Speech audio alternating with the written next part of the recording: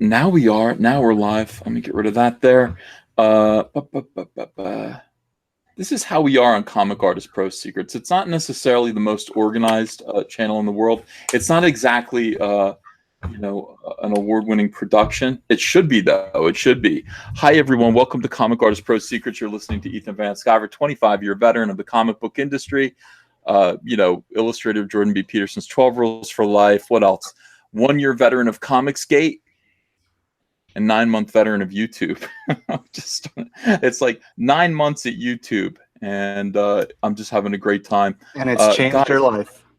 It has. It has. It's made my life. It's made my life. It's made my life better. It's made my life more fun. All right, so we're gonna do a Comicsgate live chat tonight. I've just put the link out to Comicsgate. They can come in as they want. We're doing a couple of things tonight. First of all, this face right here. That's Mike S. Miller of Lone Star of the Blacklist universe. What is this? The last 24 hours of your campaign? Last 25 and a half, I think. 25 and a quarter. 25 and a quarter. Something like that. So tonight we are going to begin closing out Lone Star. All right, this is the first month. I don't know if you're going to do a second month or you're going to leave it open for. All right, so I'll leave the store open, but it's going to be. I'm going to trim down the store. It's not going to have all the options. All right, so this is going to be it. We're going to close it out. We're going to close it out starting tonight. This is the last 24 hours of Lone Star. I want to introduce you also to Edwin Boyette. If you don't know Edwin yet, you're going to meet him tonight. What do you think, Edwin? What do you say? I'm excited. I'm excited about this evening, and it is a pleasure to be here, as always. Nice to have you here. I do appreciate you. I appreciate your calm, measured demeanor. When I am murderously angry, as I am like once an hour, Edwin calms me down, and he brings me peace. He brings me calm. He brings me tranquility. And for that, Edwin is invaluable to this community, and we are a community. You should have an alarm on your phone with Edwin's voice that just goes off every half an hour, going, "Relax, Evie. It's all cool." Okay. Be at peace. All right, and the other thing that we're doing today is we're going to launch an Indiegogo campaign with another friend of CG, and his name is Antonio Bryce. Hi, Antonio. How you doing? I am doing fantastic, and I really want to thank you guys for having me. Definitely good to see Mike and Edwin. I was on stream with them the other week and really had a great time with them. So I brought you in, baby. You did indeed. Well, all right. So Antonio Bryce is launching his Indiegogo campaign for a book called Brand. Okay, the link is in the description. He just launched it like minutes ago. Just minutes ago. It's brand new. And so we're going to try to get that thing funded if we can. I mean, if you guys don't mind checking that out and backing it, we're going to get a description of what Brand is all about from Antonio, and we are going to have a good time tonight. We're going to be hitting all kinds of topics. We're going to be talking about, oh my God, we got to talk about James Gunn again. Oh, again. I mean, it doesn't go away. It doesn't stop. We got to talk about Mundane Matt Jarbo. Joker Matt. Yeah. We got to talk about all of this stuff. ZZZ. Hey, Mr. Van Sciver, please don't call your icon the Laughing Man. Your shit may be a laughing man, but it is not the laughing man. What? That's what it says in the chat. I don't know exactly what he's trying to say. It's not is there an official laughing man? That I am not. Do you mean the Joker? Like I'm not. It's not the Joker. I never understand. I go through life not really knowing what anyone's talking about, Mike, and I'm starting to think it's my problem. I think maybe I'm starting to think it's my fault. Too much time for comics. Maybe he's referring to the laughing cow. Like the cheese with the laughing cow. Oh yeah. There you go. Yeah, I solved it for you. I like that. Yeah, it is, right? Thank you, dude. Yeah, you've got a naked kid behind you, but that's nothing new. Antonio. Yes, sir. All right, look. So Antonio's comic is called Brand. All right, he is Antonio Bryce. Looks like a guy named Kanan White is working on it with you. Is he the artist? Yes, yes. I found him on Instagram, and I did not realize that he had been doing. He doesn't really have a big Instagram following, but yeah, he had been doing like projects with Image Comics, Marvel, and a bunch of indies. I know he worked with Kyron Gillen on a book called Uber, and people love that book. And then he did another book called Son of Shaolin with John Longino. I think I might be butchering that name, but I know The Rock just bought that book he's turning that into a film project. And also another book called Harlem Hellfighters with World War Z writer Max Brooks, the son of Mel Brooks. Oh, so yeah. That's what I'm saying. I've got he's definitely established and has been on some big projects. I know he was at San Diego Comic-Con last year promoting Son of Shaolin. So he's a heavy hitter. That's pretty cool. So you've got him. He's drawing the comic, and I think you have a famous inker too. Do you have? Is it Shelby Robertson? Is that still part of the Shelby or what? was the problem was when I started working on this last year, Kanan designed everything, the logo, all the characters. I worked with Kanan on it, and then we kind of couldn't come to a proper price for his compensation. He obviously understand he needs to get paid, and we couldn't quite work the details out, and then Shelby stepped in. Kanan reached back out to me because he was still doing things for me. He did I don't know if you saw the Ethan Van Sciver Orange Lantern piece that Kanan did. Yeah, that was him. Yes, that was him with the Rose Ticos and the Cyberfrog Salamandro and Rainbow Brute. Yeah, he did that. He's also working on we love that. It just kind of hit me one day, and I was like, I want to see Ethan as an Orange Lantern, and Kanan thought it'd be fun to draw, so he drew it. But Kanan reached back out to me, and we started working something out, and now he actually is going to be part owner of this franchise.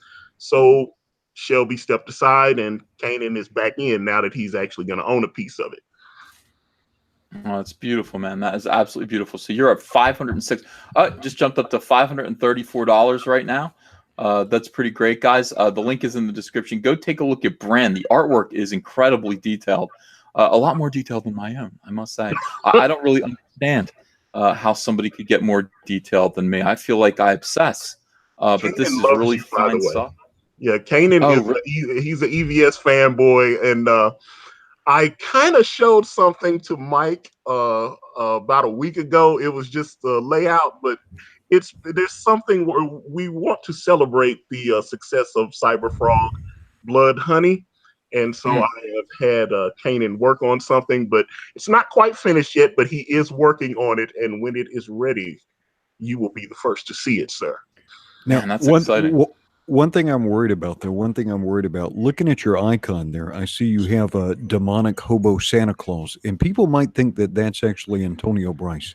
And Antonio Bryce actually looks like a young Denzel Washington, but maybe a little bit skinnier. He's a very handsome hold on, man. let me come on camera. There I am. Oh, man. We're Negroes. All right. I was trying to sell you up. You broke the illusion. But yeah, I was like, I'm a weird black conservative nerd, and there you go. That was so redundant. We're diverse, Well, Comicsgate is diverse. You are the leader of Comicsgate. Is that not correct? So. Comicsgate. Yeah. All right. Yeah, I like the artwork that's full of hot chicks and everything, and demons and monsters. I've said over and over again that what comics is missing right now are just like beautiful people, hot chicks, monsters, violence. It's sex and violence. I mean, that's what's so fun about comics. You can do whatever you want to do. and why comics have suddenly become so, for lack of a better word, conservative, just in their approach. Instead of people wearing ridiculous costumes that don't really make sense, people are practically naked as they jump through the air, kicking people in the face and fighting bloodthirsty monsters and all. I don't know why they're not producing that at the big two anymore. That's what Comicsgate needs to produce. We need to produce stuff that is sexy and fun. This book, if you guys look at it, you'll see hot chicks, you'll see demons, you'll see monsters, you'll see an evil, weird, fucked up Santa Claus who is actually grabbing a naked woman, which is that is Dylan Craven. That is late night. That is late night. Share yeah. Then let them know. Absolutely. Hey, Perfect Blue, thanks for $10. Laughing Man is from Ghost in the Shell TV series. Oh, I didn't know that. Yeah, I just call my logo the Laughing Man logo. But he's singing, Ethan. He's not singing. He's laughing. The words are coming from his mouth. He's dancing. They're not coming from his mouth. He's dancing to music. That's just a fact. It's not something I've chosen. It's just the original context of the image, Mike, you would not be happy about if you knew what he was saying. He's saying bad things. It's from a chick tract. It's a chick tract. And he's excited. His girlfriend that he's dancing with is saying, hey, let's get high tonight. And he's like, yeah, and deny Christ. And that's the look on his face. It's hilarious. I love the kind of like classic comic book look on his face as he talks about denying his Lord and Savior, and I had to make that my logo. So it's not the show too, man. He's dancing with his girlfriend right there. Thank you, Jack Chick, one of the greats. And I actually had it redrawn and cleaned up and everything so that it would look it would look like it could be my logo. I'm gonna actually have it trademarked. Because it looks like cow on my... You're not the laughing cow. Ethan, there's an important question. Antonio, before people are going to be comfortable backing you, I think they're going to know what your pie preference is. If you could only have one type of pie for the rest of your lives, what Careful, type of this pie is a would... very divisive question. It is. So answer carefully. Reject you outright if you answer incorrectly. As a Southerner, I have to pick pecan pie.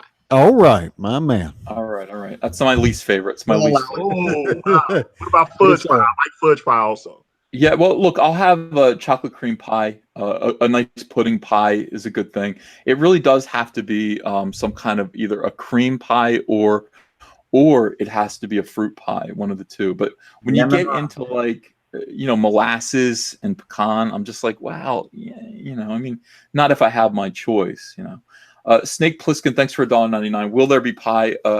Yes, there will. Brand by Antonio Bryce is up to $743 now. We're going to break $1,000, I'm pretty sure, any second. And Lone Star Heart of the Hero is this close. It's this close to breaking $55,000. Wow. It is $54,946, Mike. So congratulations to your ultimate success over your enemies, whose necks are below your boot at this moment. Petri Hellenius, thanks for €5.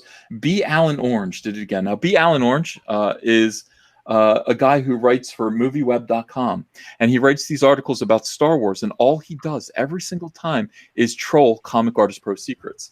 Every single one of his articles has an out of context and completely irrelevant jab at me, and I don't know why. Antonio, I didn't do anything to this guy. His name is B.A. Orange. His name is B.A. Orange. I love that. I did nothing to him, and he every single one of his articles. So Petri Hellenius says B. Alan Orange did it again. Last paragraph in an article called "Finn and Rose Scene in Star Wars 9 Pays Tribute to Return of the Jedi," and that's a question mark. So let's go to movieweb.com. I might have to share my screen, and we'll find out what this is. I don't know why I deserve this. I don't know what I did to this guy. Do you know? You're a stalker. You've got a stalker. You're a stalker.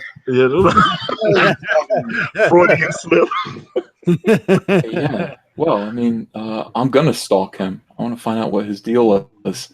All right, let's do a screen share. Let's look at this together. Maybe like Not Famous, he's got the hots for you. Oh. That would Why not is there an Amtrak ad here? Oh, here it is right here. Okay.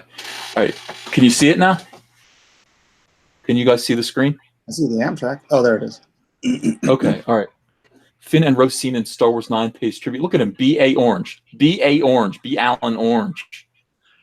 Why don't you leave me shiny alone, B. sunbeam. Allen Orange? Oh, all right. Is he Last some sort of paragraph. citrus fruit radical advocate, or Does it have something to do with Trump? I maybe. Oh, I didn't even think of that. That might be. All right, let's read this the last paragraph here. Star Wars 9 won't just pay homage to Return of the Jedi with its reintroduction of Rada the Hutt. There are a ton of callbacks planned that will encompass every aspect of this galaxy far, far away. These latest rumors were dropped by Drunk Chicken TV.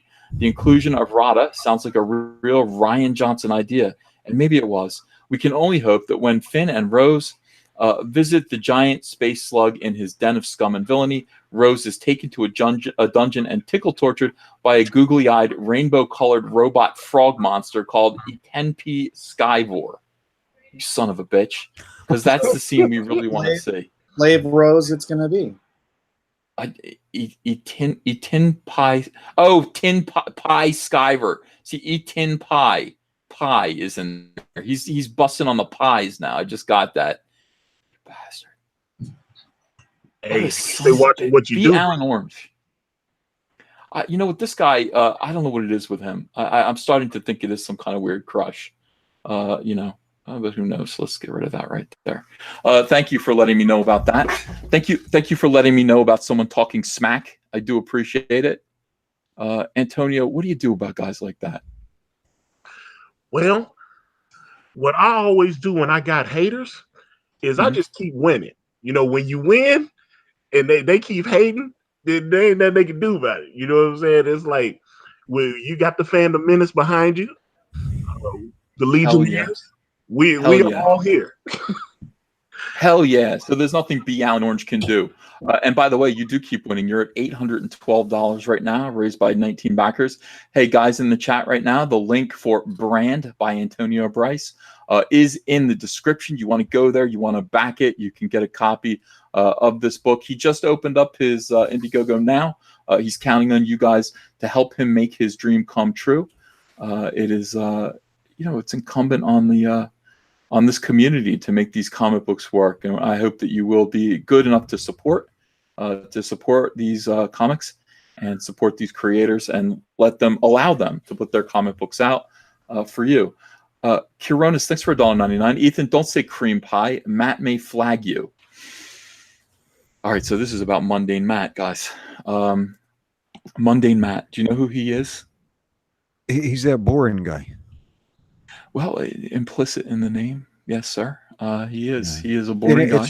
It's not ironic either. You would think like somebody that named themselves Mundane Matt it'd be like no, he's absolutely very mundane. And hi guys, this is Mundane Matt. I have the middle opinion on everything.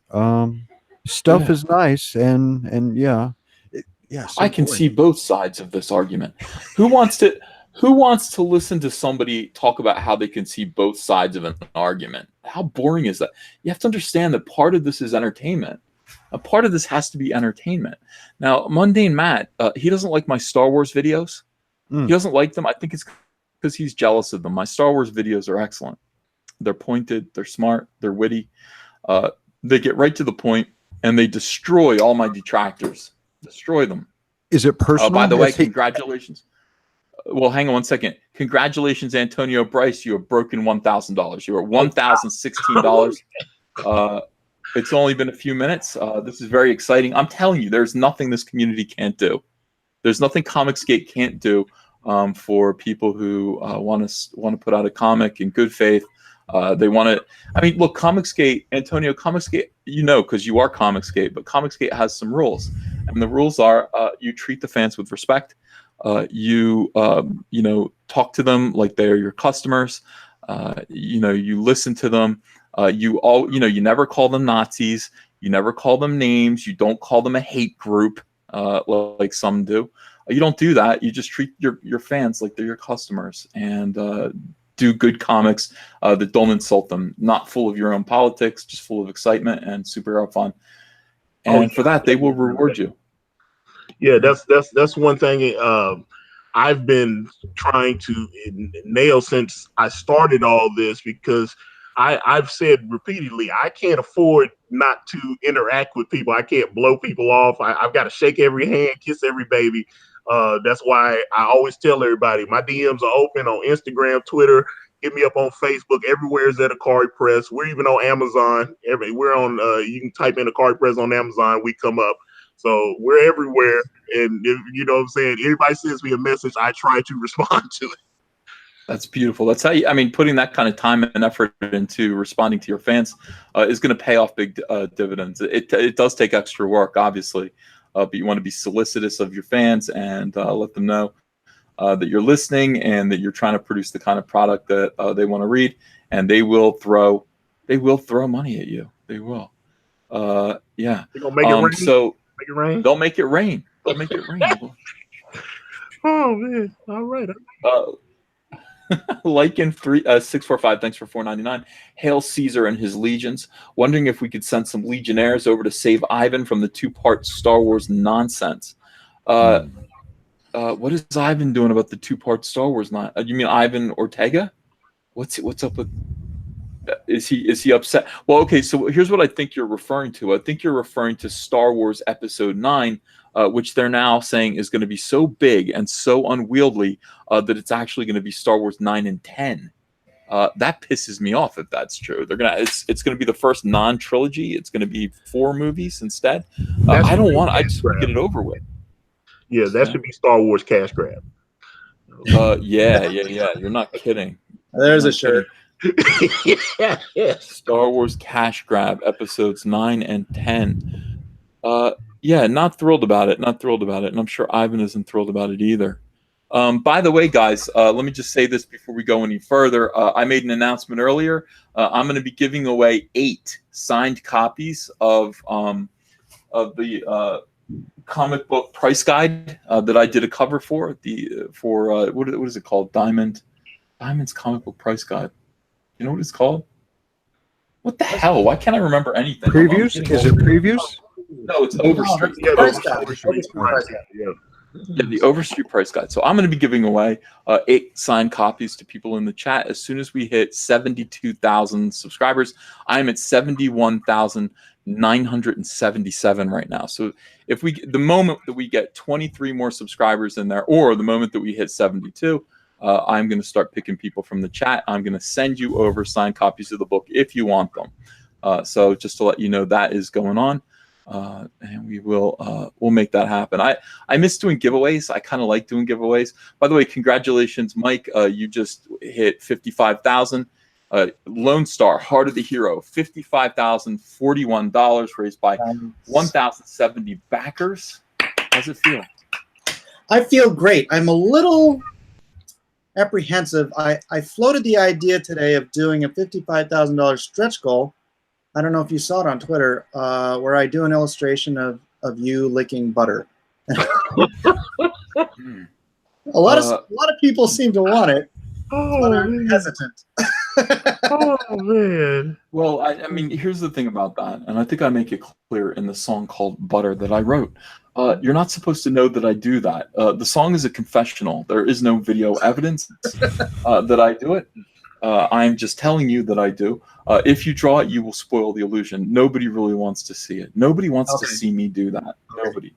All right. You can if the fans want you to anyway. Sorry, do you come down the chimney, or how does that work? How do you like a? Presumably, I'm a house guest. How would you be holding it? When I started trying to visualize it, I'm like, I don't know if I want to draw that. It's likely that, like, hey, you've been dumb enough to say, Ethan, you can come over and stay on my couch. You know what I mean? And I'm like, all right, that sounds good. And you see me looking in your refrigerator and sort of scoping it out. You know what I mean? I'm scoping out your refrigerator for what kind of butter and margarine you have in there. Well, you definitely want to get that lower calorie option and go with the country crock. I would definitely prove that the country crock would be a better low calorie option.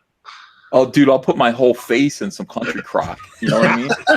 So, Come out with nose yeah, hairs that's what I'm in your saying. butter. Oh no, don't say that, man. That's going to be on Twitter tomorrow. That's going to be an image tomorrow. Oh no.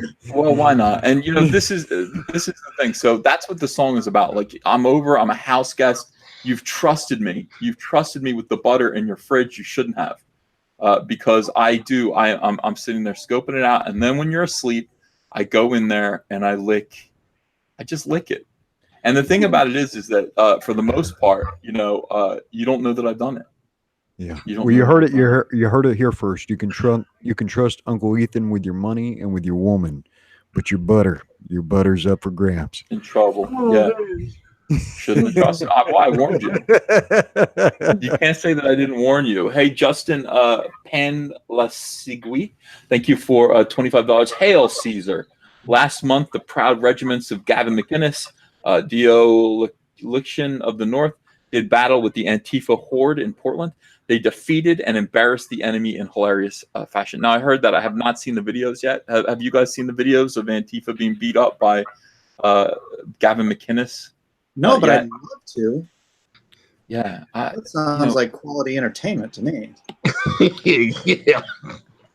I watched those videos on YouTube. Like, I can't. Was it in California, Berkeley, California, where like it was full on. It felt like a video game. Somebody had a camera on the ground, and they were like throwing smoke grenades at Antifa and chasing them back. And it really felt like Call of Duty, but like a version of Call of Duty that I'd want to play. Like where I'm a Republican and I've got a baseball bat with an American flag tied to it. I'm pretending it's a flagpole, but it's, you know what I mean? Like they do, but it's really just a stick to hit Antifa with. And then I'm charging into battle. That's a good video game. Like that would be a great video game. So that's what it looks like. I watched that and I was amazed by it. I guess there are more videos. These weirdos, when you're watching these videos, you're like, damn, I actually kind of wish I was there. You could make that game on the Unreal Engine. Really? Yeah. If you want to pay my son to, he could do it. I would like to do that. Like, you know, you could when you win, you get butter pies. It's extremist versus extremist. You know, you got the far left and the far right, and they're fighting it out on like, you know, a college town street. It just sounds like a fun video game to play. And I'm like, boy, I wish I were there. I'd like to hit some commies with a stick. And then I realized, oh wait, I'm an adult, and I don't want to go to jail. And then the fantasy dies. Yeah. Hey, But, Antonio, one of our users, Starfire Pope, wants to back your comic book, but she needs to know your opinion on RC Cola and moon pies first. Do you have an opinion on RC Cola and moon pies? I was raised on RC Cola and moon pie. I love them both, and I know the moon pie factory is in Chattanooga, which is not very far from where I am. I love moon pies, especially chocolate moon pies and the banana moon pies. Those are my favorites. And RC Cola is a staple. And Sundrop. Does that work? I mean, does that work for the chat? All right, because Antonio just skyrocketed up to $1,314. Oh, wow. He's at 9% of his goal. You guys are coming through for him, and thank you for the support. Do appreciate it. You want to make Antonio's dream come true of producing his comic book called Brand. You know, I mean, look, why Antonio is are you a conservative? Are you a Republican? I've been a conservative for over 20 years. Did you vote for the president? You better believe it. Yes, that's my guy. All right. So Antonio is you know, he is definitely Comicsgate. It's awesome. We're proud of him. And you want to support this guy. You do want to support him. And I love that. Absolutely love that. Back his book. Back Brand. Do it to make America great again. I love that. Mike, do you say make America great again? Do you say MAGA a lot? Yeah. Like I stopped that was saying like every other post on Facebook for like a year and a half was just started and ended with MAGA. Yeah, now I'm starting to say it again, and it's fun. It's fun. So Antonio is a black conservative, says Nerve Clacks. Unicorns do exist, so you are a unicorn, Antonio. I hope you. And I know that that is not popular with the Kwanzas and Jamal Eichels of this world, but we are not all one thing. We like different things. And I mean, I feel like as a black man, I can, like these are my views. No one made me feel this way. My mom was a Reagan Democrat. And it was just, that's what I was like. And that's actually how I kind of started the brand project. My mother passed in October of 2016, and I had this project sitting on the shelf, and I just decided, you know what, I'm going to finish this. And then I hooked up with Kanan, and we just started kind of collaborating, and the rest is what you see now. Awesome. Absolutely awesome. I'm proud of you, Antonio. I'm proud to know you, and you are exactly right. We do need to just undo all of these identity politics that kind of keep us divided. Start thinking with our brains instead of the way we look on the outside, and start making good choices for this country. I will say, "Make America Great Again," and I haven't said it since 2016. But MAGA, I'm just feeling very, very positive about the way this country is actually going, despite it all. In spite of it all, things are working out pretty well. I'm excited about Space Force. For one thing, I mean, it actually feels like I'm a Kennedy Republican. So like your mother was a Reagan Democrat. I'm a Kennedy Republican, and I believe in dreaming big dreams and thinking big. And there's nobody that's going to tell me that I can't do absolutely anything. I can do it, and so can you. You just have to kind of believe in it. Who did you vote for in your first election? Me? Mm-hmm. Mitt Romney. That was the first time I voted. Really? Wow. Yeah. I'd never told anyone that before, but I didn't vote for John McCain. I did not vote for Barack Obama. I did not vote for George Bush ever. I never did. First time I voted in a presidential election was for Mitt Romney because I felt so strongly about him as a candidate. Now I feel dumb. Was it the hair? It was the hair. It wasn't the hair. It was. He had great hair. He seemed like a mature adult who wasn't playing games and who knew how to fix the financial problems that this country was facing. I just believe in successful people. I tend to gravitate towards people who are financially successful, and I want to know how they did it, and I trust them. I just think they're, when it comes to leadership, it feels like for the most part they have good ideas, clearly, manifest in the way that they. That's exactly why I voted for Ross Perot twice. Well, of the people willing to lose with dignity, so you could feel good about voting for somebody who was going to lose with dignity, Mitt Romney was an excellent choice for that because he was well spoken and mature and so forth. It's just, I thought he was going to win. I was sure he was going to win. I was crushed on election night. I really thought he was going to win. It was really sad. And I know how it's like when I saw the Hillary voters crushed.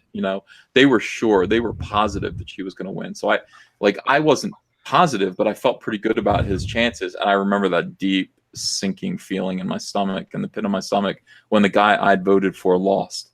I think most people, we like to pretend that we think about things intellectually, but I think we're affected more deeply by these things that resonate with us emotionally, which is why people like Cyberfrog and like the Lick the Butter song and the Trebuchet, and they're like looking at this crazy demonic hobo Santa Claus and they're thinking, yeah, brand's going to be awesome.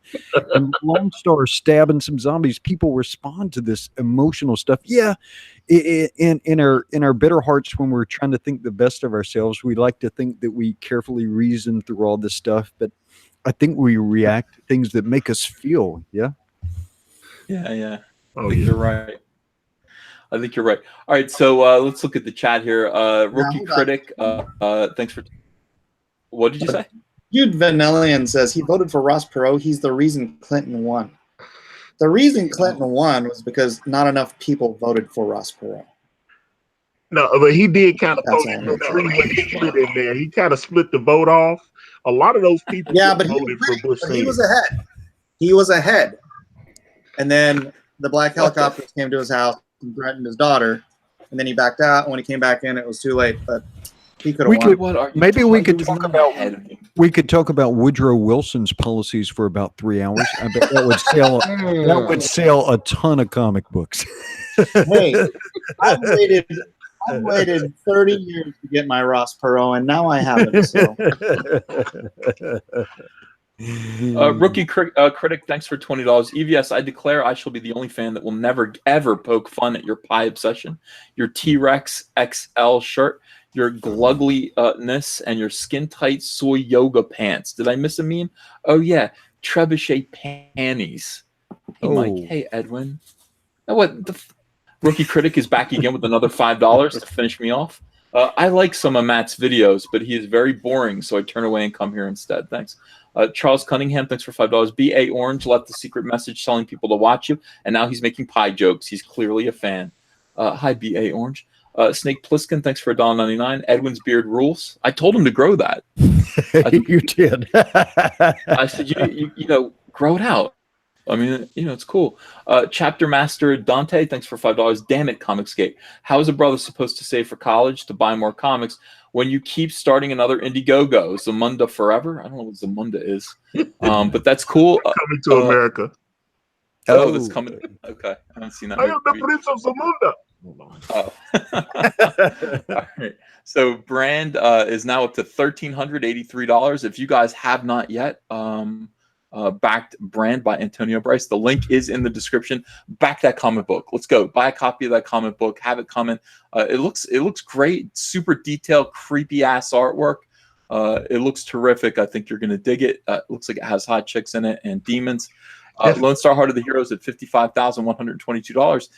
Mike S. Miller is in the last day of his funding. This is it. This is the last day. So now is where we have to get him up to where he's going to be. He's not going to do another month after this. So now is your chance. You got to back Lone Star Heart of the Hero. Pre-order a copy of that comic book tonight. Do it tonight. Let's see. Shnick, thanks for $2. Don't mock Matt too much, or y'all get the jihadi Jarbo. Yeah. Well, by the way, the video I did asking if he's the one who false flagged my Star Wars video, demonetized. Unbelievable. I mean, it's just like this kid is something else. Let's see. Channing McDaniel, thanks for $2. I could and have watched you open crap toys for hours. I got a pile of Star Wars toys over there to open. Tabletop Joe, thanks for $2. Hail Caesar, I should give you $2 for a price guide. Phaser Face, $2. Can't believe it's unlicked butter. Cecil 67, $5. Voorhees 67 here. Jeff from World Class Bullshitters accidentally called me Cecil 67, so I had no choice but to change it. Who are these weirdos that keep coming on? Justin, yeah, does he mean you guys? Are you guys weirdos? I don't know. I am. These fellows are not weird at all. They're perfectly normal. Justin Panlasigwai, thank you for $5. Caesar, I am a loyal vassal and 12-year-old veteran pro web designer. If ever Comicsgate needed a website, I offer my services. He's only 12 years old. That's what it sounded like to me, but contextually, I think he just means he's been designing web pages professionally for 12 years. Ethan, can I catch one of these super chats? Because I think I can do it justice. Do it. This is from Chapter Master Dante. All right, for $5. Thank you very much. He says, hey, thank you, Bryce. The only brother on the show who got that reference. Assalamu alaikum, brother. Walaikum salam and pass the ham and bacon. All right. Bean pie, my brother. Bean pie. All right. Yeah. Nice. Gabby J, thanks for $5. When you were young and your heart was an open book, you used to say live and let die, but if this XXXL world that we live in makes Ethan give in and cry, live and let pie. These guys with their pie. GRP Poll, thanks for $2. Hail Caesar, hail Centurions, and Wise Edwin. Wise Edwin. So you are kind of like the counselor of Rome. What do you think of that? Well, that is a heavy responsibility, so I will try and live up to it. Well, that's what they expect of you. You know, Colonel Comics, thanks for $2. Caesar is pro Kennedy. Anything? I'm shocked. Yeah, JFK, not Bobby or Teddy. Neither of those two clowns, but John F. Kennedy, absolutely. Is it because JFK had that famous speech where he said we were all donuts, and you were like, "Heck yeah, we're all donuts." Ich bin ein Berliner. Yes. Actually, jelly donut. Yeah, it means jelly donut. No, I think he was. First of all, he was clearly a lot of fun. He was pals with Frank Sinatra. He was pals with Marilyn Monroe. He had a good time. The guy knew how to, and he was always in pain. He suffered throughout his whole presidency, just like me. I suffer every day from extreme pain, but pain of the heart, you say. And he believed in doing big things. He took us to the moon. I don't know. I love him. I thought he was great. He lowered our taxes. He hated the commies. Great guy. Justin Mink. Yeah. $10. Uncle E, who did you upset at YouTube? I'm not getting notifications. Yes, the bell is clicked. Mundane Matt, apparently. Mundane Matt. And that's what we got to. I mean, this is the thing. This guy, Mundane Matt, he got in big trouble the other day, 2 days ago, for false flagging a bunch of his friends' videos. And he denied it. He said he didn't do it. They brought him onto a live stream and then kind of sandbagged him by forcing him to screen share his YouTube reporting screen, so you can actually see a list of everything. They pressured him to do it, and he was like, I for like 15 minutes he said he didn't want to do it. Finally, they made him do it, and you could see that he had lied the entire time. He false flagged everyone, and that was just on one of his accounts. He's got 2 other accounts. We don't know who he false flagged from those accounts, but yeah, like now he might be causing trouble on my YouTube page. But Brad Noble says he got busted hard. Yo, they were merciless on that dude. If you haven't seen that video, Antonio, you have to see this video of these guys bringing Mundane Matt down. I have never seen anyone bitch slap so hard in my life. Oh, I actually love that, and I enjoyed him with the High Council the other week because I thought that just seemed, he didn't come off very likable. I just I don't know. I wouldn't. I like how you kind of tore into his ass. I like that. Well, because of that, I think he's false flagging me, and I think it's like I don't get demonetized very often, and I certainly have never gotten a channel strike or any kind of like content strike. But I got 2 of them, and they're both related to him. So it's odd. That's all I'm saying. I'm just saying it's odd. And I asked the community, do they think that Mundane Matt is doing this? Almost all of them are saying yes, and that is a concern. But I'm going to try to get this one demonetization of my newest Mundane Matt video. I'm going to get that overturned if I can, because I didn't say anything wrong. That I need to be monetized for that. Yeah, I'm getting that adult content notification now on that one. There's a video, and it was like, hey, my adult content, and then I had to approve that I'm willing to look at the porn, and I was like, I never get that coming to your channel. No, and it's not porn. It's never porn. It's never porn. I don't know why they. By the way, Antonio, congratulations! You're at $1,600 right now. Oh wow! 44 backers. So that's really terrific. Thank you guys. Brand by Antonio Bryce. The link is in the description. This is his launch. He's launching his Indiegogo right now. He just launched it just before the live stream. So if you can help him get up there, maybe get this funded. That's what Comicsgate kind of does. It's just we kind of support Comicsgaters who want to put out comics, right, Edwin? Absolutely. That's where it's at. Connecting people with fun stuff, right? Getting fun stuff in front of people, and in front of people who are willing to treat them with warmth and respect. Yeah. That's definitely Antonio. Yeah, and Antonio's a good guy. Definitely one of the good ones. Antonio, have you worked out your elevator pitch yet? No, Mike. But I can now. A couple of things I have done is I've altered the script, so I have chopped it in half, adjusted the prices because of a lot of the feedback I got from people that was supporting, and definitely changed my video, which I know you didn't like, but it's still. I'm sure it's not quite up to snuff, but it's definitely better than the one that you kind of hammered me on when I was on your stream. This one you're like laying sideways in front of a fireplace. Yeah, the guy, and I saw a guy, and he was like, "I like that art, and I would back the fellow, but he looks like he's laying in the bed." And I was like, "That's because I'm laying in the bed." He was like, "The art looks really good, but he looks like he's laying in bed." I was like, "I'm laying in bed." It's true. All right, Antonio, this is your time to pitch brand. Let's hear what it's about. Okay. Because I saw a super chat that asked me how I came up with the idea. The idea started, I had just watched HBO documentary on this serial killer, Richard Kuklinski, the Iceman killer. And I had this idea. I said, what if I do a story about a serial killer that actually works for God?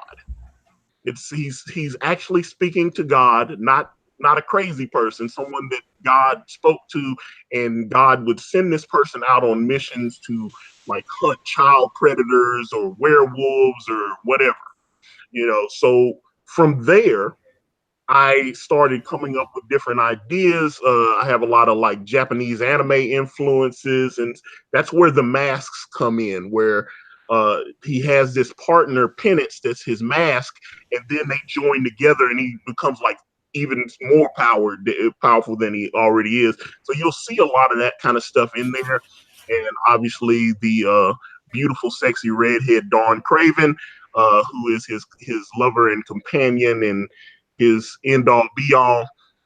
She was someone that, I just like the idea of. I wanted a strong female character that actually looks like like the women that I grew up reading when Jim Lee and Mark Silvestri and Wills Portacio and all these great artists were drawing. Obviously Todd McFarlane. I've noticed that they in that new Fantastic Four book that just came out, they've got the Inhuman character Crystal. She's got like this weird butch haircut now, and I was like, she had the long flowing hair. I was like, I don't understand that. I just want my comics to look like they did when I was reading them when I was a child, that I enjoyed. No politics, just fun fantasy action, and and stop some bad guys.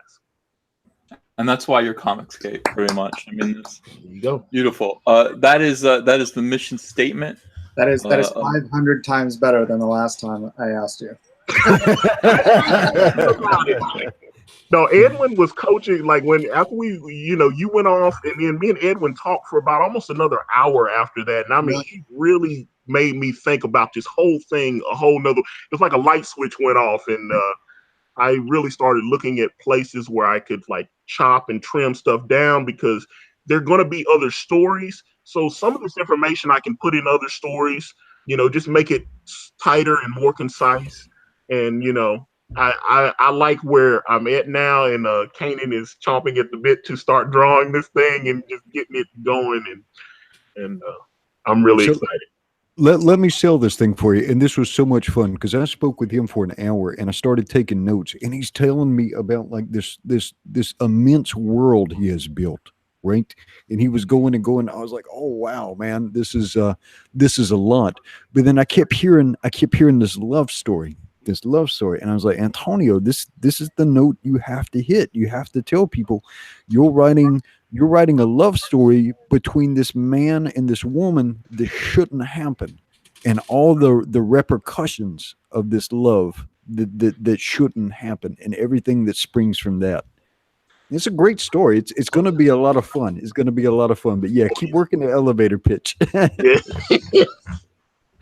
I'm still learning how to do all this, but yes, like I said, the conversation I had with both you and Mike were extremely helpful. And someone said this is the plot of God Hand. I have not read that book, but I can assure you my story will definitely be unique. It might be in a similar genre, but my twist on it will be different. I promise you that. Excellent. Justin May. Wait, no. Spike and Madness. Thanks for $5. What happened, Mike? Did you quit Panda Express? I was looking forward to those egg rolls. Hail butter. How many places are you guys going to have me working at? Is Benihana, Panda Express, Bennigan, Applebee's. Bennigan's. Yeah. Lord Asserman, thanks for $2. What was the inspiration for Brand? That Oh, that he told was you. the super chat that that was the super chat that I had saw earlier, and I just MW77, thanks for $1.99. EVS, how many issues of Cyberfrog were there? I have 0 through 4. So there was Hall of Heroes 1 and 2. Then there was Harris Comics 1, 2, 3, 4. Then there was Harris Comics 0, Reservoir Frog 1 and 2, Salamandroid Ashcan, and then Amphibionics 1 and 2. So however many that is, that's how many issues of, so, and there were some reprints and weird things in between, but those, and Cyberfrog versus Creed. So that's every issue of Cyberfrog. Jesus A. Sabalis Jr., thanks for $2. Love the t-shirt promo with Soilo and Tico Force Ghosts. Thanks. Pope Fire, thanks for $5. Just sending this so everyone knows Starfire is the best Titan. Yeah, a lot of people feel that way. Chapter Master Dante, thanks for $5. Thank you, Bryce. The only brother. Okay, we got it. Can I say Asamalak? I can't even say it. Assalamu alaikum. Assalamu alaikum, my brother. Assalamu alaikum. Gideon's. I can't. If I just look at it, I trip over it. Gideon Mom, thanks for $10. Ethan, you rock, man. Best artist of the last 20 years. Make sure you keep promoting awesome comics and check out my prog rock band, Gideon's Mob. Gojirify, $2. Aloha, brothers, as Jack Lord would say. Aloha. Aloha.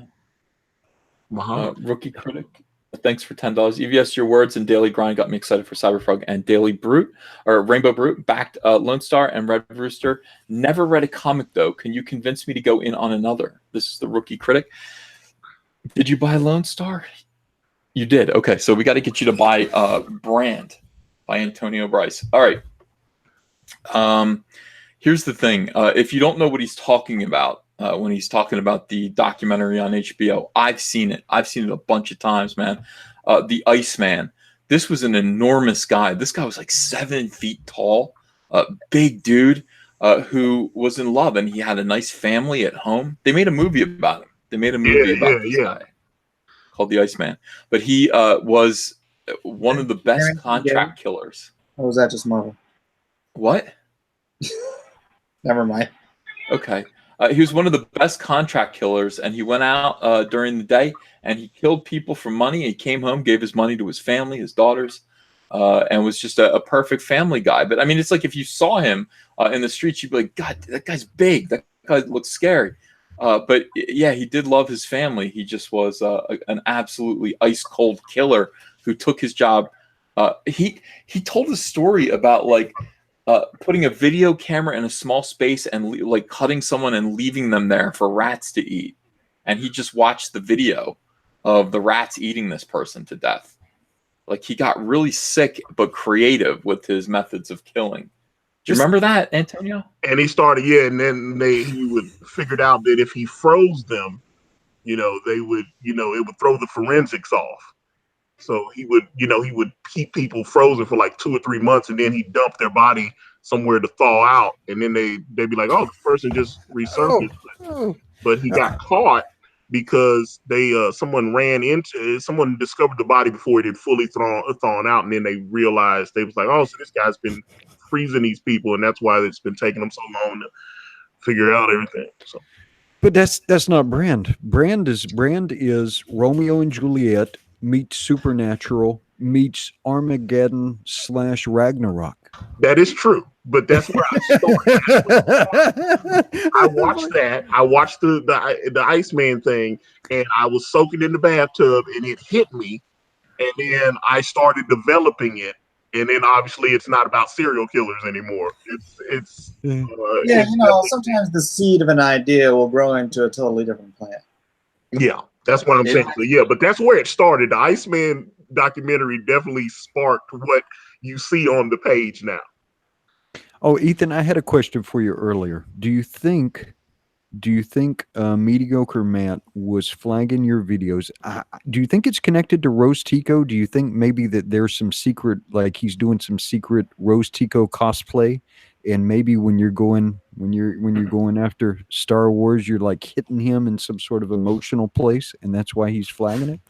Well, Tico's my girl, and she ain't going for him. Well, yeah, Well, no, but he might be cosplaying as Rostico. So this might be this might be where the hatred is coming from, because you're saying Rostico is your Well, girl. I'm saying only good things about Rose Tico, so I don't know why that would make him mad. But I can totally imagine Mundane Matt, having a thing for Tico too. Well, he can't have her; she's mine. Sorry. And no, I think he's flagging. Honestly, if he is flagging me, I think he's a guy who's got tremendous amounts of ego and pride and arrogance. It's like, have you ever met somebody who, like, look, you've been in an argument with them and you got the better of him in the argument, and like you let it go, but he's been stewing on it for months. You know what I mean? Like, he can't let it go. He's the type of guy who's sitting at home thinking, I should have said this, or I wish I could get my hands on that guy, or you know what I mean? I think that's who he is.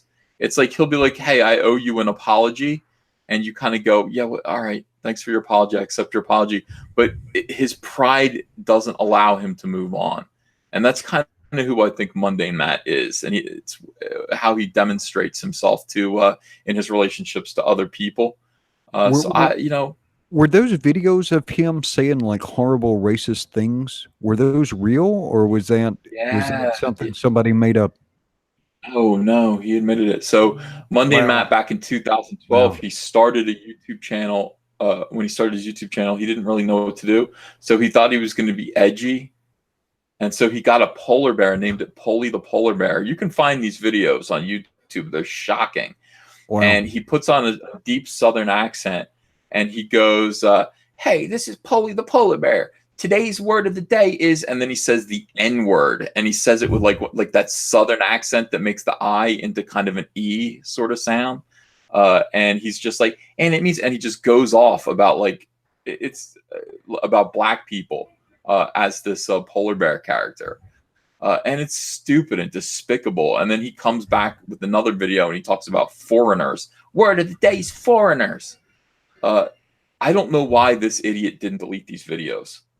Honestly, I mean, it's, if you've got them, this is what kills me about these people. You've got content like that up there from 2012, and you just leave it there, and you know what I mean, like for like your enemies to find. It's bizarre. I grew up in the South, so I grew up in the South, and maybe it was different where Antonio grew up. I grew up in small town North Carolina, and I was born in the early 70s.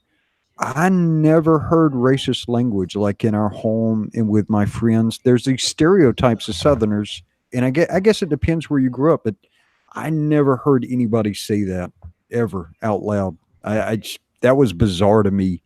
Did you watch the video?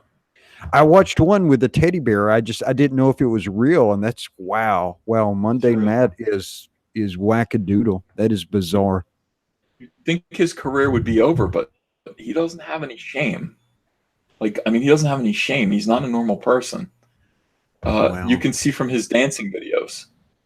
Somebody goes, "Hey Matt, sing Barbie Girl," and he's like, "I'll sing Barbie Girl for $50." And so somebody tips him $50 in the live stream, and he sits there and giggles his way through singing Barbie Girl. I've never seen anything cringier in my life. He's like, I'm a Barbie girl. I honestly, I thought I needed the Ethan H3 cringe suit. I needed that. Well, no, I'm gonna be honest here though. If singing Barbie Girl sold some Lone Star and sold some brand, I would absolutely sing Barbie Girl. I won't. It would have to be for a good purpose. It would have to be for a good purpose. It have to be for a lot of money. I'd have to sing like, I'm a Barbie girl. Right. Hey. Oh, dude, watch that video. Look it up. It's so cringe. Like it is super cringe, dude. And he's like enjoying it and making himself laugh. And oh my god, dude. Laughing at your like I was just. Isn't this kind of funny that I'm pretending to be a girl? I mean, really bad, dude. Real bad. And I've seen some cringe out of him. That was the worst thing I've ever seen in my life. So hey, look, brand is up to $1,933. Hey, let's break that $2,000. Let's break that $2,000 right now. We're just looking for $67 more to make that happen. Thank you guys for your support. Appreciate it. I like it when I bring a guest over to my house and my subscribers treat them well. I know you guys are like that. I appreciate you guys. 896 people watching right now, learning about Brand by Antonio Bryce and Kanan White. And you can get, I mean, the link is in the description. Go over and take a look at this artwork. I mean, it really is unreal. It's so detailed and creepy. It's just creepy artwork, man. It's really, really cool. That's all Kanan. That's all Kanan. Although it came out of my mind, but it's all Kanan. Yeah. Well, you have to come up with the right set of words. I mean, you really have to create images in an artist's mind, and that's part of what the writer's job is. Because all the reader sees is just what you let them see in word balloons. You know what I mean, and captions. But the writer's job it goes much further than that. Jeff Johns used to write me these very eloquent descriptions of the scene that I was supposed to draw and how it was supposed to make the reader feel.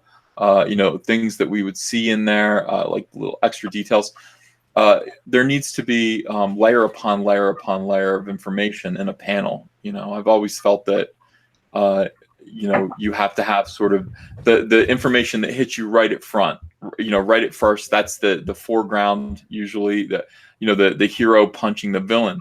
But then you also have opportunities for the background, and then other elements in the panel to actually tell more story, give more information to the reader if he has time to look closely at it.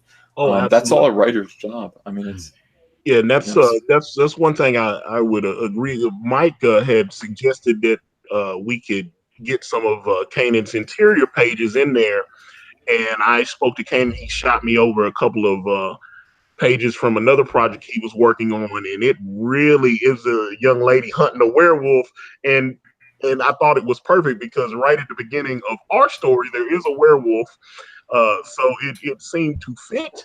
And I took those sample pages and put them up on the Indiegogo, and they are gorgeous.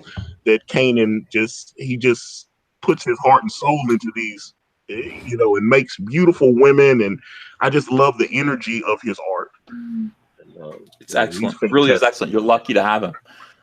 Very much so. So good job. We're this close to $2,000, guys. If you can make that happen.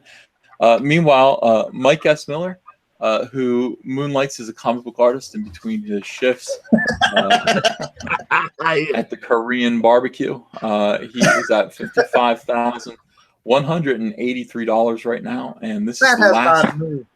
People. No, it hasn't moved. We're gonna make that happen. We're gonna make it move. You guys, the link to Lone Star Heart of the Hero is in the description.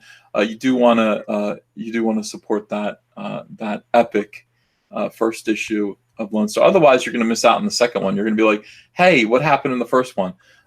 Don't know because you didn't back it. So you want to make sure that you back it now. Get in on the ground floor, Lone Star Heart of the Hero.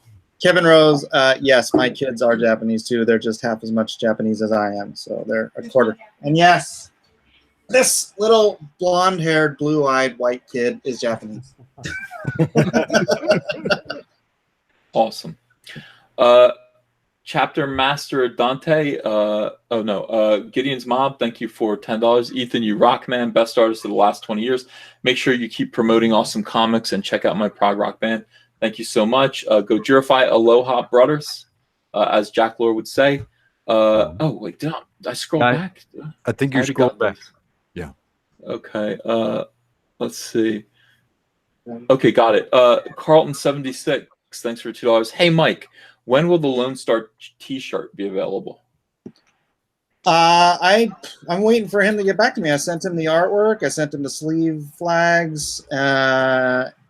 Whenever he gets it up and running on Crypto Fashion. Did you see that shirt, Ethan? No, I didn't see a shirt. Golden Eagle that Lone Star wears, and it's got the American flag on this arm and the Texas flag on this arm, so it's gonna be pretty cool. I want to wear those things like every day. Yeah, absolutely. By the way, we are now 2 subscribers away from hitting 72,000 subscribers on Comic Artist Pro Secrets, at which time I'm going to choose 8 people from the chat, 8 subscribers from the chat, and I will give you my email address.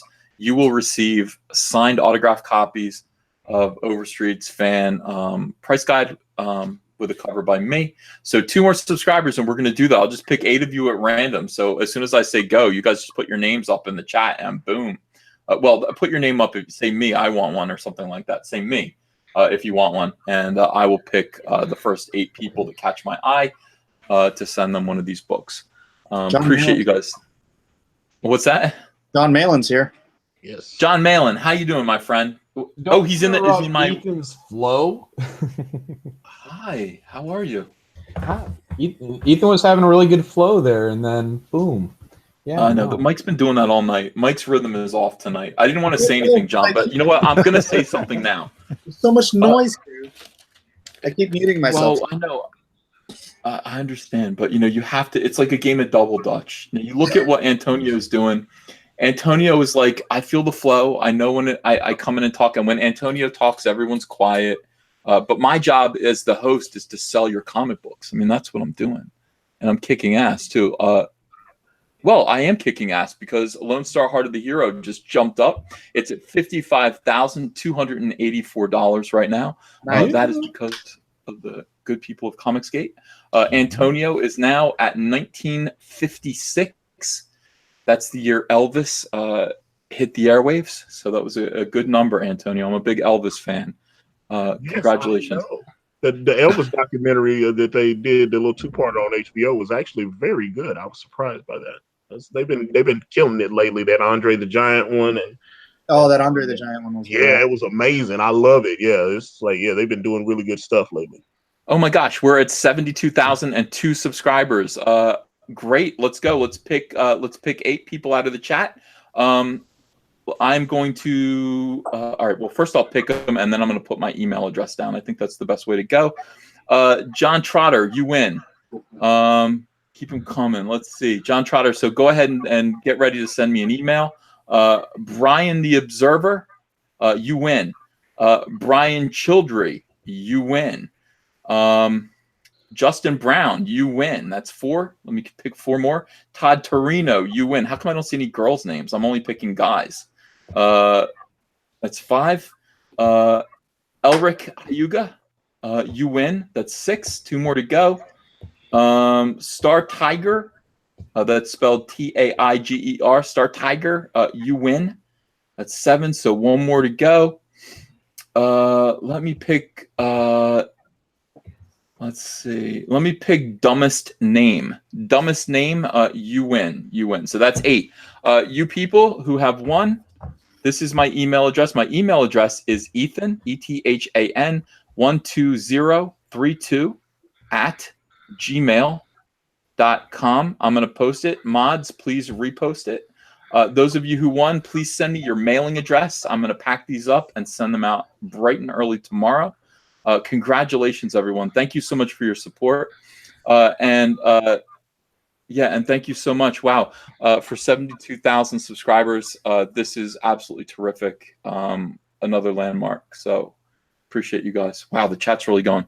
Okay. Growing the pie, Ethan. Yeah. It's amazing though, man. I feel like you just started like streaming like last week, and you were like, "Hi, this is Ethan Van Sciver, and I'm going to teach you how to draw Batman." And like now, it's so awkward. Oh, but that's so amazing though, man. That is so amazing. Yeah, I watched one of your old videos a couple days ago. The how much comic artists get paid video. Yeah, yeah. It was all accurate information. Yeah, the reason why I made that was because I saw somebody else make a video like that, and it was lies and incorrect information, and he made you wait like 20 minutes before he gave you any of the information. He just screwed around. So I just went, you know what? I actually know the answer to this, and I'm going to go ahead and tell you what it is and just make a video. And I felt at the time when I was doing it, I was like, am I telling people things that they're not allowed to know? And then I just went, you know what? Who cares? I'm doing it anyway. So I did the how much comic artist pros get paid. The only thing I don't know is I don't know how much writers get paid. I've never been clear on that. I've never been clear on how much writers get paid. Range, but yeah. Yeah. Sure, like Neil Gaiman gets more than your average guy. Like, what's a script? Do you think they get like $4,000 for a script, or what do you No, think? no. I mean, it's like $100 a page for like bigger guys. I think obviously big guys probably get closer to 150, but they're not getting penciling rates. Yeah. Chat is still going. Chat is still going with the me's. It got really behind because it was going too fast. But anyway, so I picked 8 people. Did you guys see the email address? I hope you guys are sending me emails now. It's Ethan, ETHAN 12032 at gmail.com. I'm going to send 8 of those out to the people that I picked. I'll go back and listen and make sure that I get the right names. And congratulations to all of you. Thank you very, very much again. Appreciate you. We're now at 72,005, so that's good. We're well over now. Mike, why not a $50 tier on Lone Star? A $50 tier? Yeah, I see it goes from 40 to 80. I don't like 50. 50's an evil number. Hey, congratulations, by the way. Antonio Bryce is now, with his book Brand, $2,117, raised by 65 backers. Wow. Thank you, guys. Thank you. Terrific. Mike, you are at $55,299. You're just one more dollar, guys. Just somebody throw him a buck to even him out. Just a $1 donation. Hey, Andrea is doing the taxes on the money that we got. And did you know you don't have to pay taxes on the donations? So if people actually if somebody gave you $1 donation and expected no product in return, that's tax free. Isn't that cool? How can I bend that to my? I know. We got like $2,000 worth of donations. We're like, woohoo, vacation. All right. Tax free. Nice. Yeah, it's very nice. All right, let's see. So is Brand another Indiegogo, and is that Ikari doing that? That would be yes, that's me. I'm starting to kind of I tried to shop it to everybody, and I was like, well, I'm just gonna create my own comic book thing and put it out myself, Ikari Press, and then so yes. Let me introduce. So Antonio Bryce, creator of a comic book called Brand, an Indiegogo that we're launching right now for the first time. This is John Malin, illustrator of Jawbreakers, previously. Which I am proud to have back. Yeah, nice to meet you, Antonio. Good luck with your campaign. I'll follow you on Twitter. I'm a big fan, man. Okay.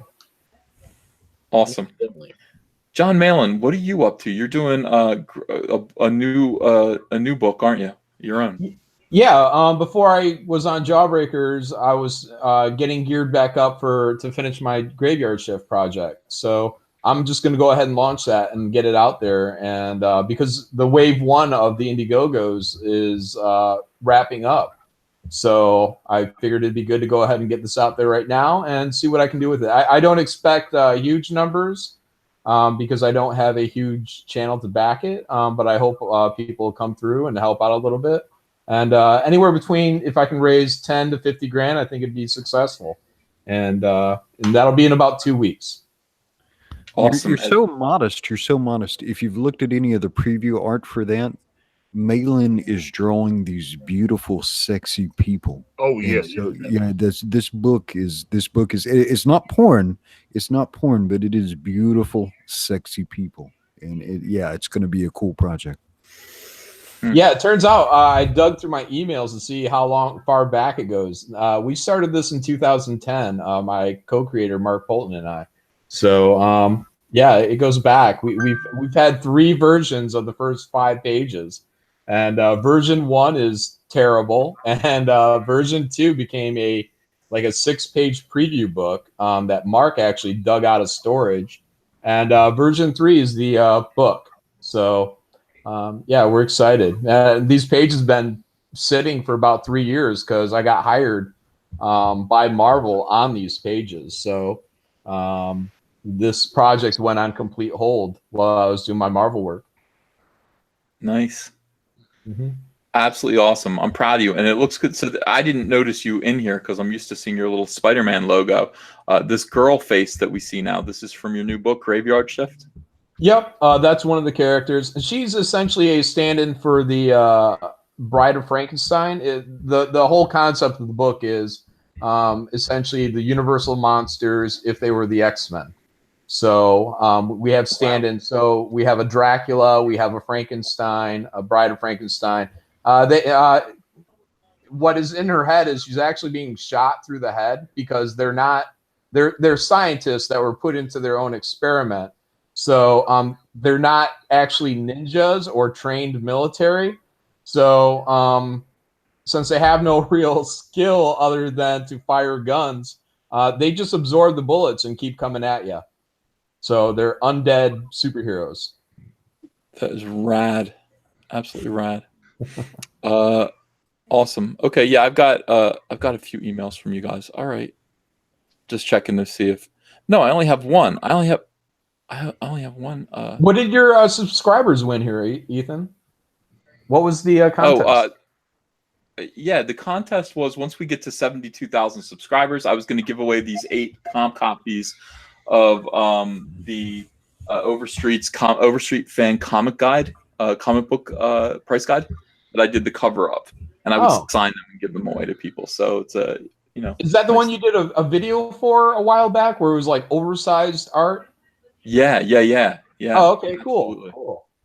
All right, so I only got one so far. Only one person has reached out to me who won. So let me just put my email in the chat again. I hope you guys the winners do successfully email me. All right, so it's Ethan12032@gmail.com, and there is the email in the chat. Yeah, so far this has been a very successful night for Antonio. Yes, he's at sir. $2,140 right now. Not so much for Mike. Mike is just sitting there. Somebody did donate $1 to him just now.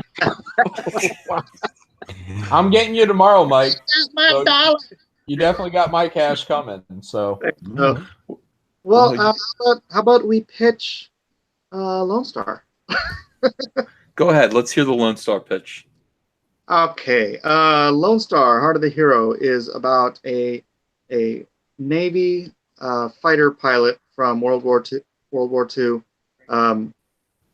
who he was like the top of his game, and he took his squadron of elite pilots and in these high-tech planes over to Europe, which was at the time being taken over by Nazi Germany under the direction of the Iron Cross, who was their German Ubermensch. He was like the Superman of World War II era Germany, and he lost his entire squadron. He almost lost his life, but did manage to take down the Iron Cross, but in the process was mortally wounded, and given the opportunity to undergo treatment that would grant him special abilities, save his life. But in return, he had to give up his identity, be marked as killed in action, and then become a member of a squad called the Unknown Soldiers. And the Unknown Soldiers were a secret government corps of super soldiers, so to speak, whose job it was to defeat the creepy crawlies and the things that go bump in the night. And so in this first story, the villains are a coven of vampires, but as monster first responders, they spend a lot of time waiting for actionable intel, and that doesn't sit well with Lone Star because due to some very bad circumstances in his childhood, the death of his brother and the abuse of his mother, I don't know how to say it.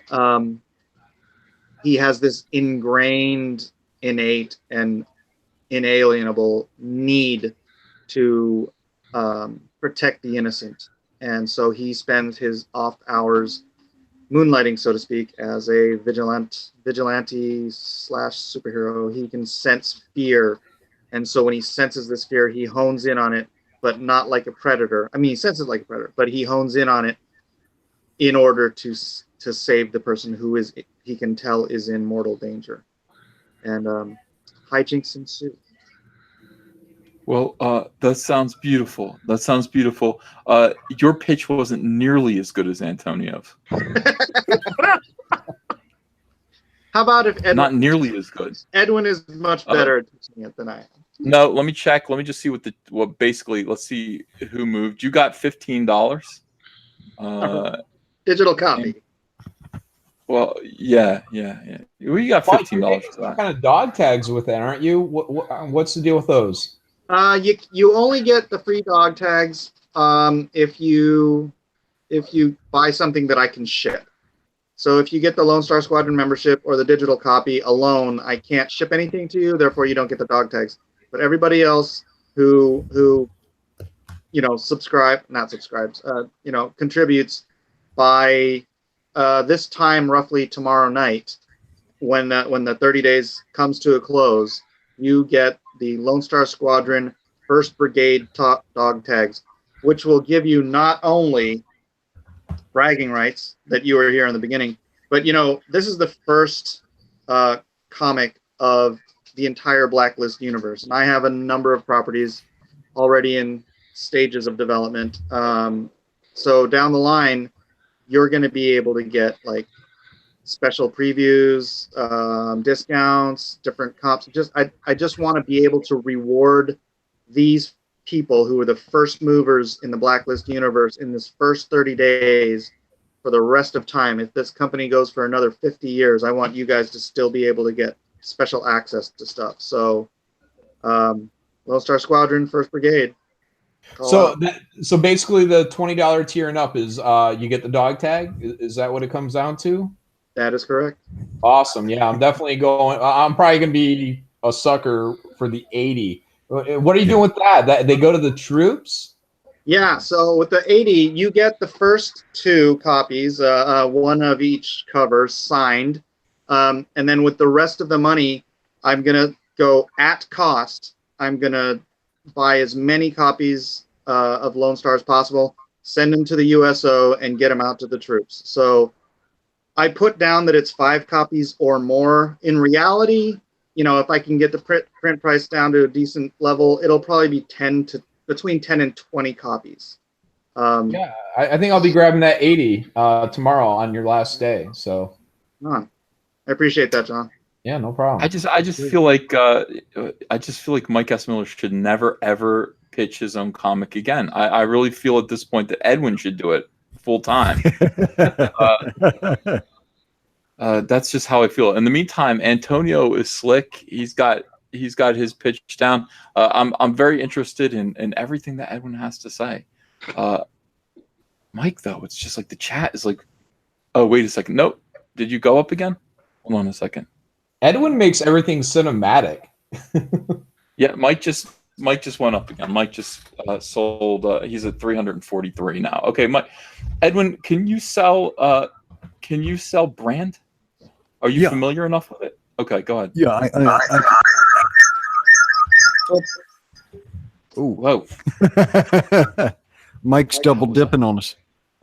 Well, my computer crashed earlier, so I had to get my phone going, and now I rebooted my computer. So I'm back. Weird science. Yeah, you're showing up as being in here twice. All right. This one. Come on. What the hell is going on? Mike is sabotaging Edwin's pitch. We'll give it 1 second. We'll make sure that the audio issues are sorted out first. Yeah. I'm just turning my phone off completely. See if they still catching a little bit of echo. Jesus. Well, we're moving on up. People are refunding Lone Star right now. And they're taking that money and putting it into brand. Yeah. To the east side. My phone is off. All right. To the deluxe apartment in the sky. All right, we ready? When I'm pitching brand? Yeah.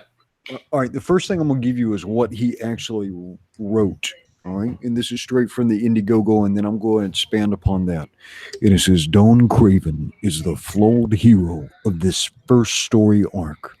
Our readers will learn about the world of Brand as Dawn learns the rules of the hunt from her husband David.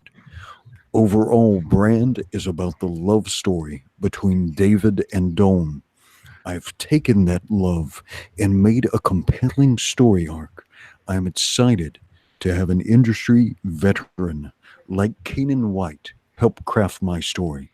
You can see his love of storytelling in every line he draws. All right, so what you have to understand in Antonio's universe is you have this heavenly realm, you have the realm underneath, and you have the earthly realm. And within the earthly realm, you have men who possess a brand, and the brand and other icons give them an arcane, a supernatural power, which they use to combat things, creatures, spirits, entities that shouldn't be in the earthly realm, right? Preach, brother, preach. So this brand gives them this power.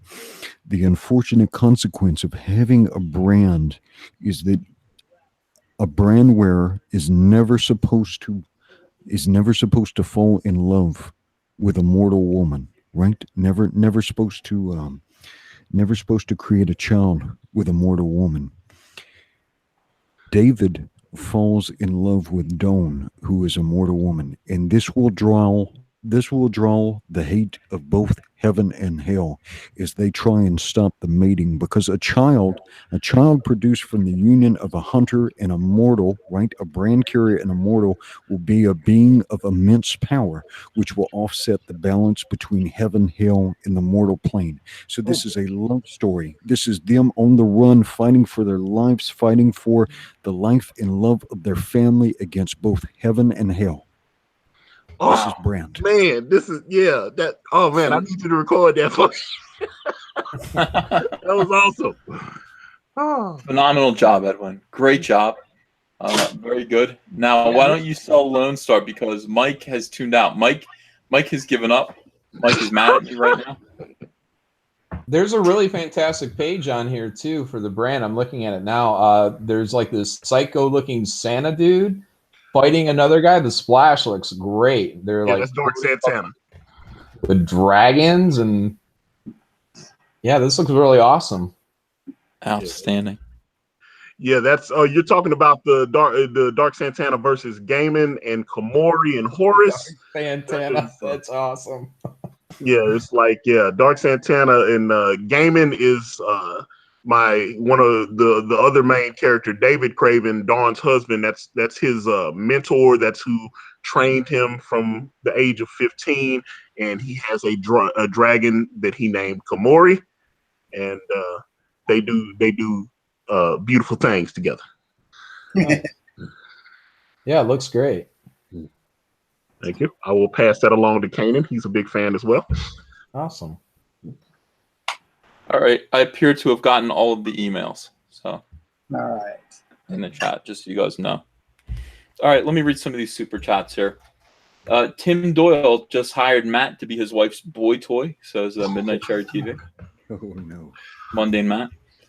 Jesus A. Savalas Jr., thanks for $5. I liked JFK as a kid until I was taught about the embargo he put on Cuba. Him and Clinton are two of the reasons why we're typically Republican. Brother Malachi, thanks for $2. Moonbat Matt, Snake in the Grass. John Whalen, $10. Hey, Antonio, are you Comicsgate? I am definitely Comicsgate. I have been for about a year now. I know the Bobby Drake incident definitely did something to me. Turning Iceman gay, someone I've loved for about 35 years, 40 years almost, and just for no reason, as opposed to just basically a virtue signal. And also Johnny Storm is apparently liking the trouser snake as well. Antonio, yes. I've got a crucial question for you. Yes, sir. Did you find out that Wolverine was gay the hard way? No, I did. That's a song I wrote. His son Dokken. Apparently, his son Dokken likes to hook up with Johnny Storm. Okay, I was like, I did not know that they had slept together, and I was like, oh my. Good Lord, what is going on? What's going on? They're doing some strange stuff now, and Yeah, they're doing strange stuff, and I can't imagine being 8 or 9 years old reading that. My book is just like I said, it's just gonna be straight action and just classic comic book storytelling. No, hey, this guy's a Nazi because he disagrees with me. Nonsense. Yeah. Gojira5, thanks for $2. Serial killer. It's how he gets his kicks. Get it? Kicks. Lord Asterman, thanks for $2. You sold me a sexy redhead. Chaos Risen, $1.99. Backed Brand 5 comics tier. Thanks for coming on. That's great. Thank you. Jesus A. Sabalas Jr., $2. Ethan says, I said I'm a lick him when he sees butter. Brother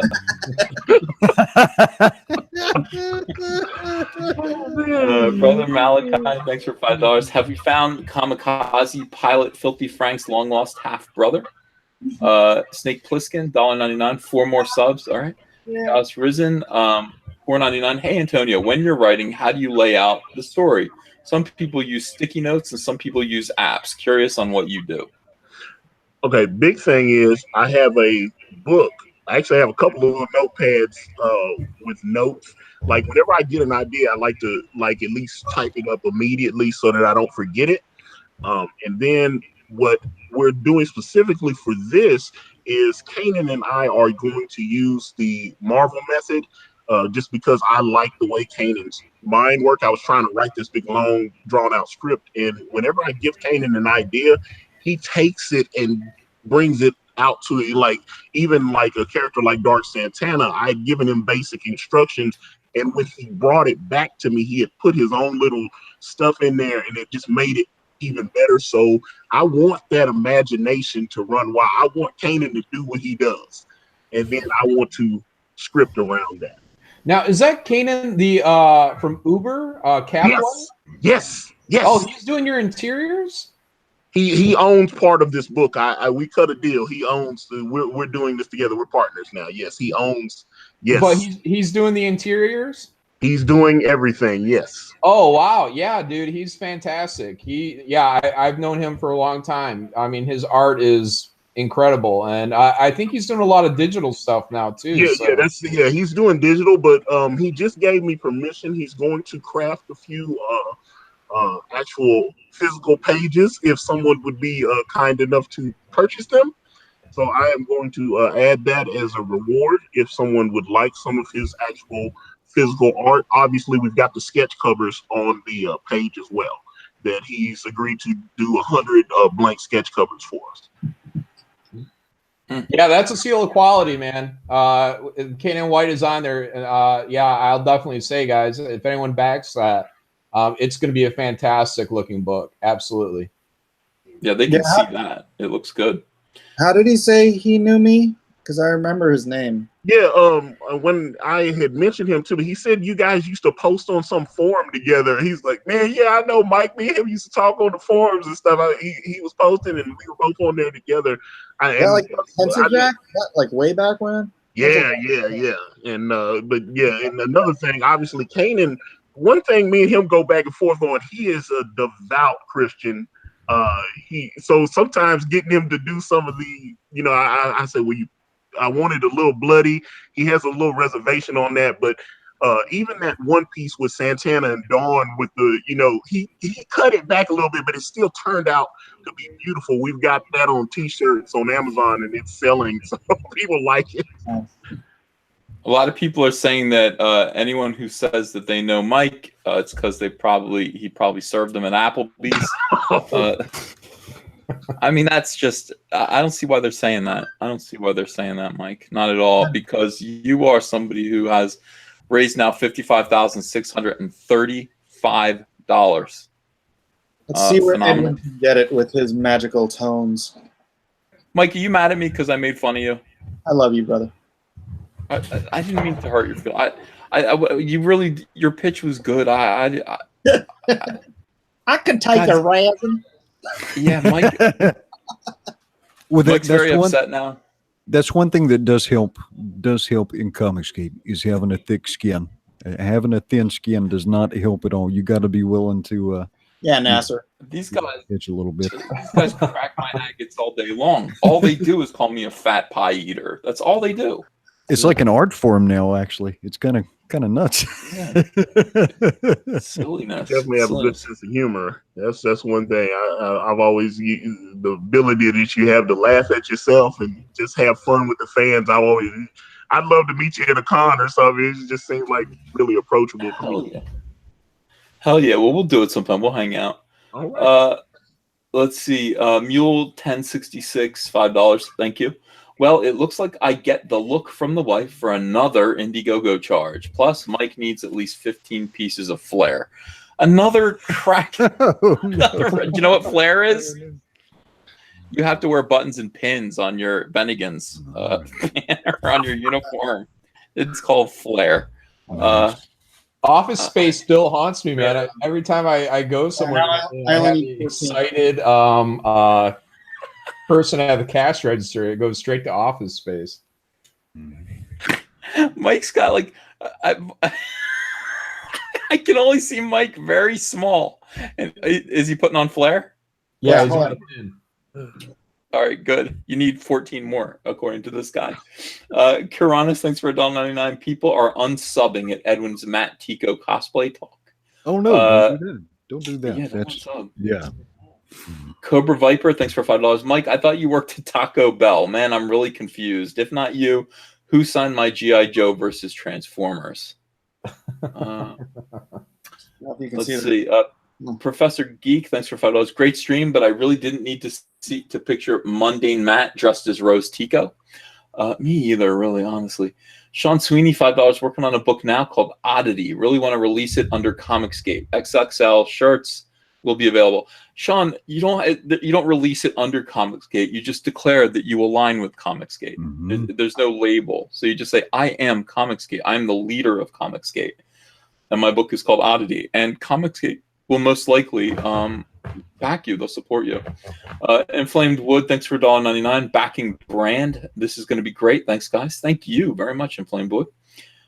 Ragmuffin, $2. What is up, Ethan, you buttery bastard? Just hanging out with some friends, just being buttery and slick. Cecil's Pancake Nipples. Thanks for $1.99. Mike, can I get an order of beef bulgogi? Lone Star. Alex Krantz, thanks for $10. I don't understand false flagging. Sorry if it was already explained. If YouTube reviewed and chose to keep the content warning, isn't the issue with YouTube? Yeah, but Matt seems to have some friends. That's the thing. Because ordinarily what happens is you get a content warning and you just go demonetized. And you can sit there and you can just say, I'm not going to debate this. I'm just going to leave it demonetized. Or you can say, no, please review my video. They don't review your video unless you ask them to review your video if you're going to contest it. They didn't give me a chance to contest it. They just said it turned orange, and they just said it's demonetized. We hand reviewed it. No, screw you. That's not normal. I've never had that happen before, ever. So it's weird. Rookie Critic, thanks for $5. The Rainbow Brute and Cyberfrog and Lone Star images were toppings on the cake for me. Antonio, do you have images yet? Yeah, Rookie Critic, they're in the link is in the description. You can go. He's got a ton of images to look at. I think you'll be happy. Rookie Critic, thanks for $5. Spent the last of my EVS and Mike Super Chat budget. Have a little left for World Class BS. I might back Antonio next week. Good night, guys. Good night, Rookie Critic. Thank you for your support. Andy Bell, $5. Hey, Ethan, when's the Cyberfrog comics going to be sent out to Australia? I bought 2 from the second round of sale. Sweet. November. That means you'll probably get yours sometime in December, mid-December probably. Thank you for your support. Geek Chorus, $2. Mike is a good sport. He honors his ancestors. He is a good sport. We love Mike. We absolutely love this guy, and he is kicking ass. Yeah. I love that. Okay. I'm gonna have to break to cook dinner soon. Could I do a Lone Star pitch? Do it. But before you do, he's at 50. He just gained another $100. $55,735. Thank you, guys. Let's see. A new Lone Star pitch you haven't heard before. Okay. So you're used to hearing the story of the super soldier. You've heard the story of Captain America, the Patriot, all these super soldiers. It's all wonderful. You gain this process and you become this superpowered, universally admired figure, right? Lone Star sacrifices everything. Lone Star sacrifices everything. His life, his friends, his family. He is written out of the pages of history. He even sacrifices a portion of humanity, so he is separated for all time from the people around him, except for the unknown soldiers, similar people who have sacrificed so much to become shadow warriors against the terrors in the night. There are vampires, there are werewolves, there are horrible creatures in the night that come to kill, to destroy. And Lone Star and the unknown soldiers or the shadow warriors of the United States of America, pushing back against the horrors of the night. Lone Star. That was great. Oh, Man. me too. Fantastic. Congrats. Oh, wow. This is just great. I mean, I think you're going to hit 56,000 tonight. Pretty handily. Congratulations to you. To have friends like Edwin supporting you is very helpful. Congratulations also to Antonio Bryce, who has now hit $23,026. $2,326. Not I almost had a heart attack. I was like, what? Jesus. I swear to God. $2,326. Congratulations. That is absolutely phenomenal. Indeed. Not bad. Now all we're waiting for is John Malin's book. That's all we're waiting for. Definitely looking forward to that with that great art. That looks fantastic. Yep, about 2 weeks. Are you making a video, Malin? What are you doing for promotion? Yeah, I'm gonna try to put some video together.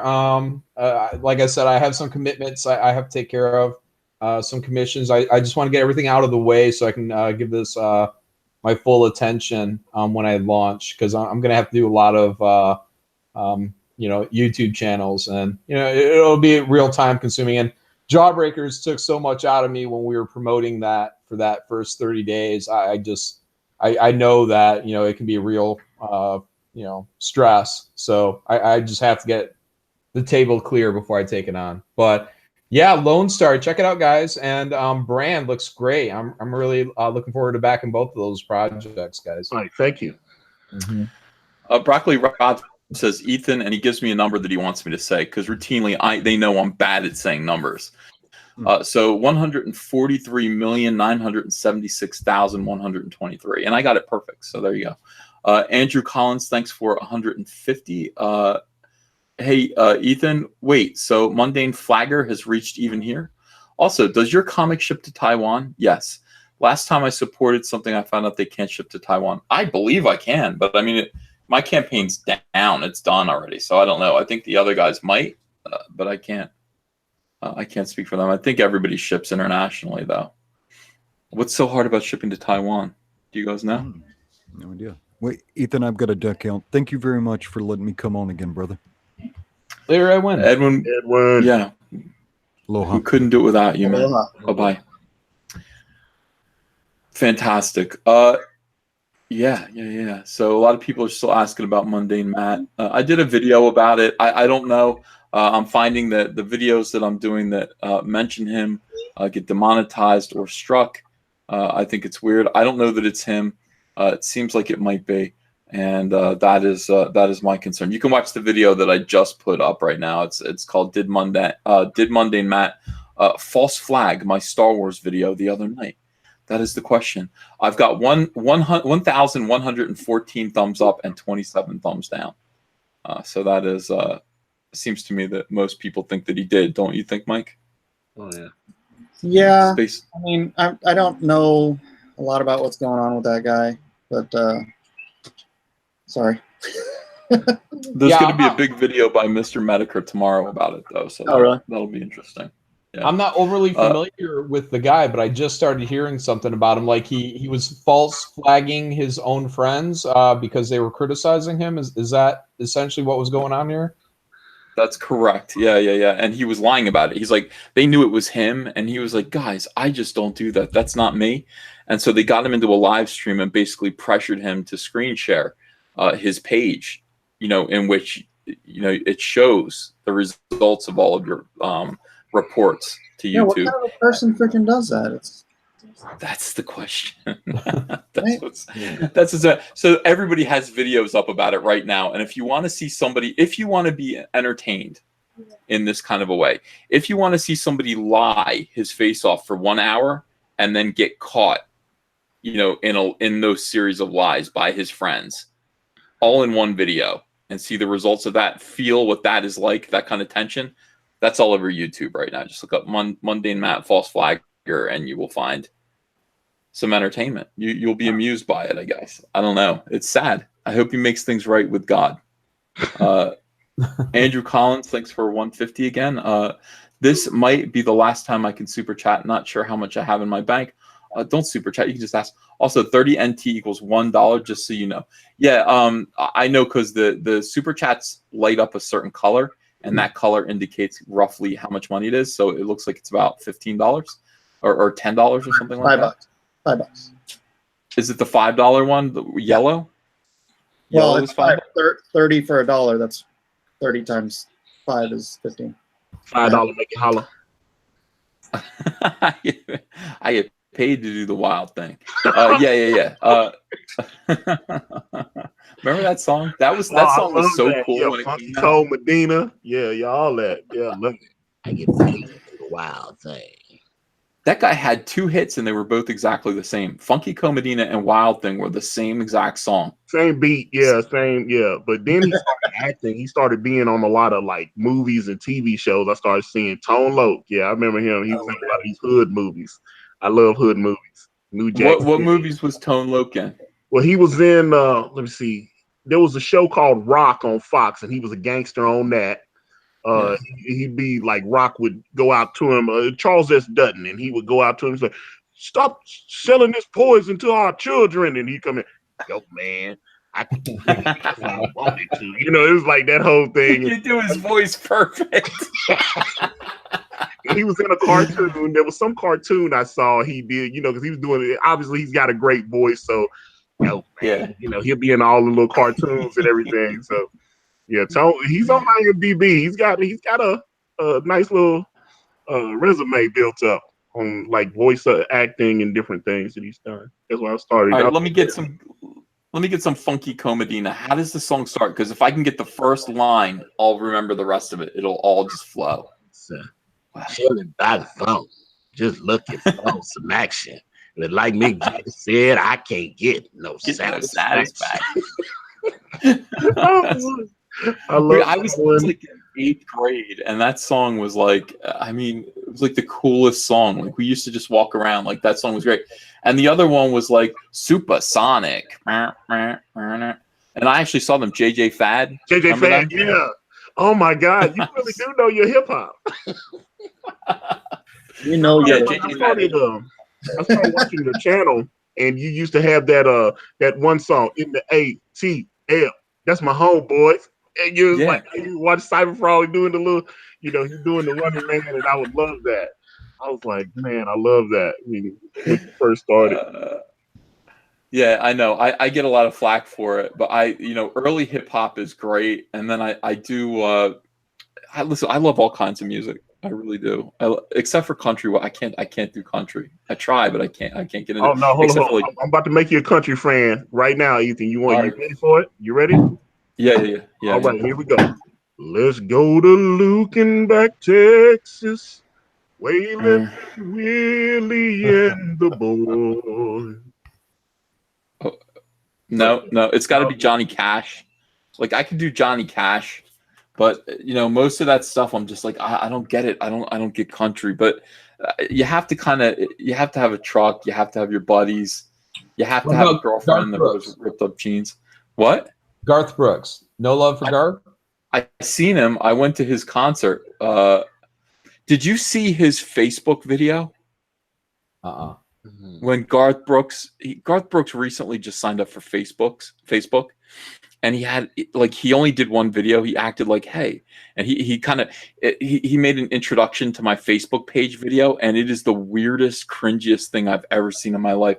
The camera's real close to his fat face, and he's like in a hotel room bed, and he's like, well, I guess it's official. You and me are on Facebook together. I'm going to be giving you some neat content, some slick content, but raw content. I like that. Yeah, Let that the sounds like Chris conversation begin. Gaines. Dude, it was disturbing, man. It's so fake and oily, and it's the weirdest video I've ever seen. Just go on YouTube and look up Garth Brooks' Facebook video, and I'm telling you, you'll vomit. You'll projectile vomit. But Do you remember when he did Chris Gaines? Oh my. He was on Saturday Night Live with that. I saw that. He did. He was trying to pretend like he's two different people. I was like, okay. Yeah, he's like emo rock star. Yeah, that was cringe, man. He's a weirdo. He's just a weirdo, and he's super famous. Like he's bigger than he's like as big as Elvis, like in the country community. And it's just like, you know, I don't know. But I did go see him in concert back in '92 when he had his Thunder Road, whatever that was, and the Thunder Road. Lightning strikes. Yeah, I would. I'm not a country guy.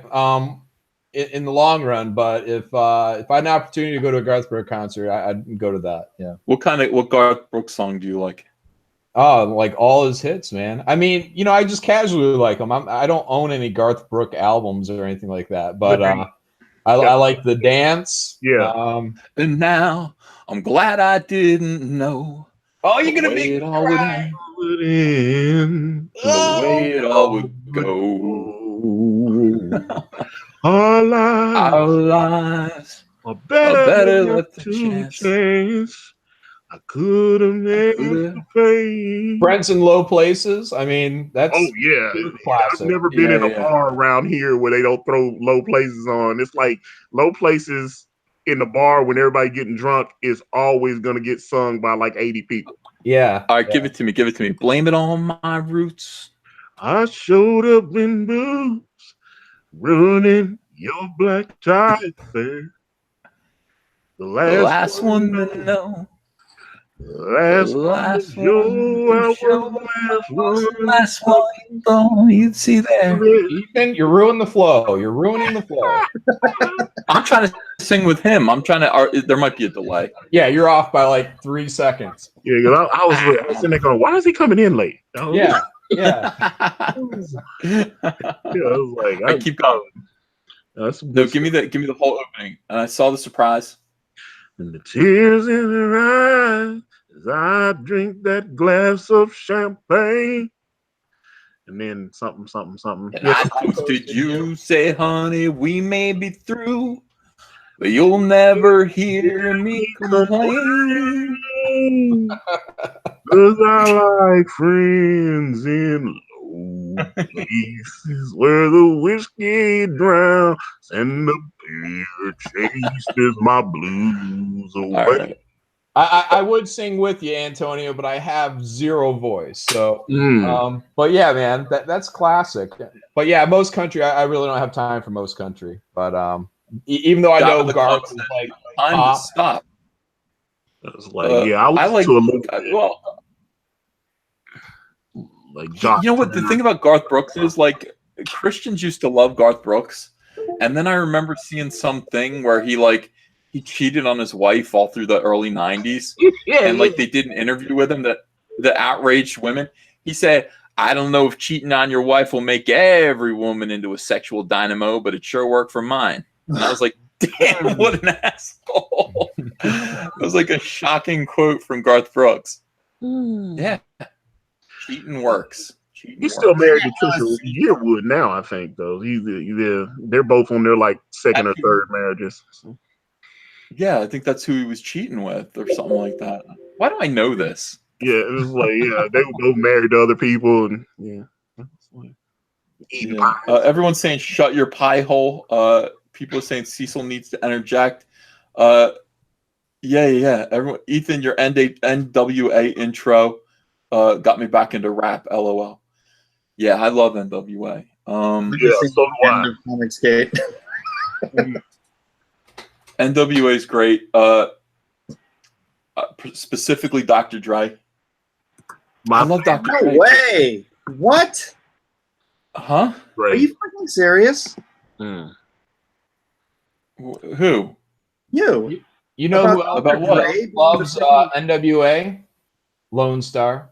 Dude, Dr. Dre, when Ice Cube left NWA, their raps freaking tanked. No, I'm not saying Ice Cube's they not great. I'm still just had hit records, brother. No, that's not true. Because when they dropped the one after that, that there was One Dre wrote? Life. Sucked.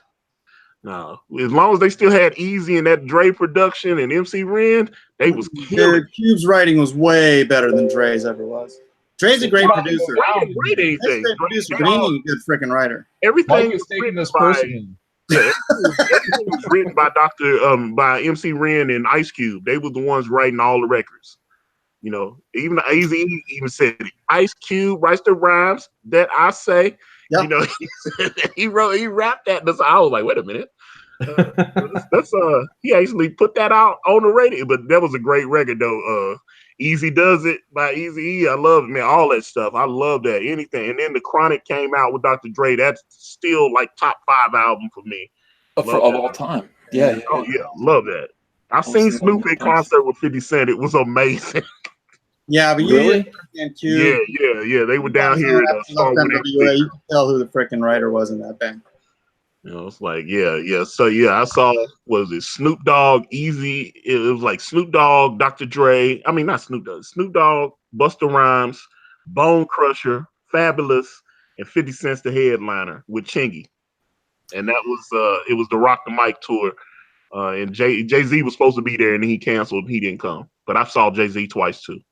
So I got It's On. That's the only album from Eazy-E I have on my iTunes. I got It's On from 1993 because he's cracking on Dr. Dre. It's when they went in on him on the Chronic album, but the better album is Easy Does It. You know, I'm on the radio. I gotta check that out. I don't know. I'm just a Dre guy because he's got a chip on his shoulder. Like Dr. Dre, you wouldn't know it, but if you listen to his lyrics, he's like a weeping pussy all through the 90s.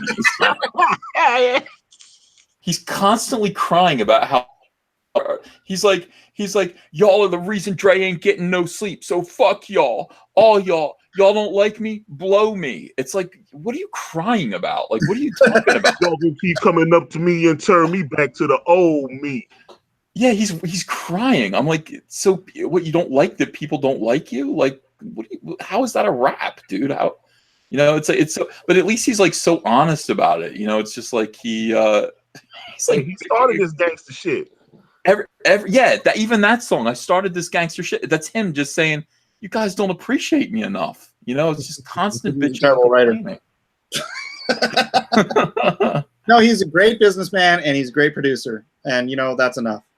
No, that's somebody that got with the right people, because it's not so much that he's a great businessman, because like he just happened to link up with Jimmy Iovine, and Jimmy Iovine made all that happen because Jimmy Iovine was working on the Beats headphone thing, and then he suggested it to Dre, and then Dre put his name on it, and then obviously they made a amount of dollars. Yeah, but I mean, you can't say Dre wasn't doing stuff before Beats came along. Music wise, yeah, but I'm talking his business stuff. That's all definitely been influenced by his. That was like, he's like a billionaire now. Wasn't Eminem's entire career based off of Dre? Yeah. Well, yeah, Eminem. Dre discovered Eminem. Yeah. Well, that's a business decision. Yeah. Yeah. You can't say that Dre. I mean, Dre's like now. Dre's laughing all the way to the bank. I mean, you know, the Beats. I mean, the Beats did make him a billionaire. You know, he doesn't have to do nothing anymore. I saw that Jimmy Iovine had actually gotten the Eminem tape before Dre, and he gave it to Dre and let Dre listen to it. Well, that was his mistake. Well, no, I mean, Jimmy made a ton of money off Eminem. He the Interscope, that was his distribution. He got most of the money. I guarantee it. Yeah, but it's still Dre. Dre pulled the trigger on that. Oh, with the production, no, you don't understand. I love Dre. But I'm just noticing that his life is different without Suge Knight and without Jimmy Iovine. Yeah, probably, yeah. Yeah, because he was under a terrible contract with Easy and Jerry Heller, and then he had to get DOC goes to Suge Knight and says, "Hey man, get my guy out this contract, and we'll go do our own thing." And then obviously they strong arm Easy and threaten him and make him sign the contract. And is Suge out? Is he still in prison? He's still in prison. Yeah. Although I think they're saying he might be eligible within about another 2 years to get out. Maybe. Yeah. Some of these other things don't happen. I saw that footage when he hit that person with the car, and that person ended up not making it. Oh, are you serious? Yeah, when he showed up at the NWA film. Yeah, I saw the video. I didn't follow all that stuff. Yeah, that guy died. That guy died.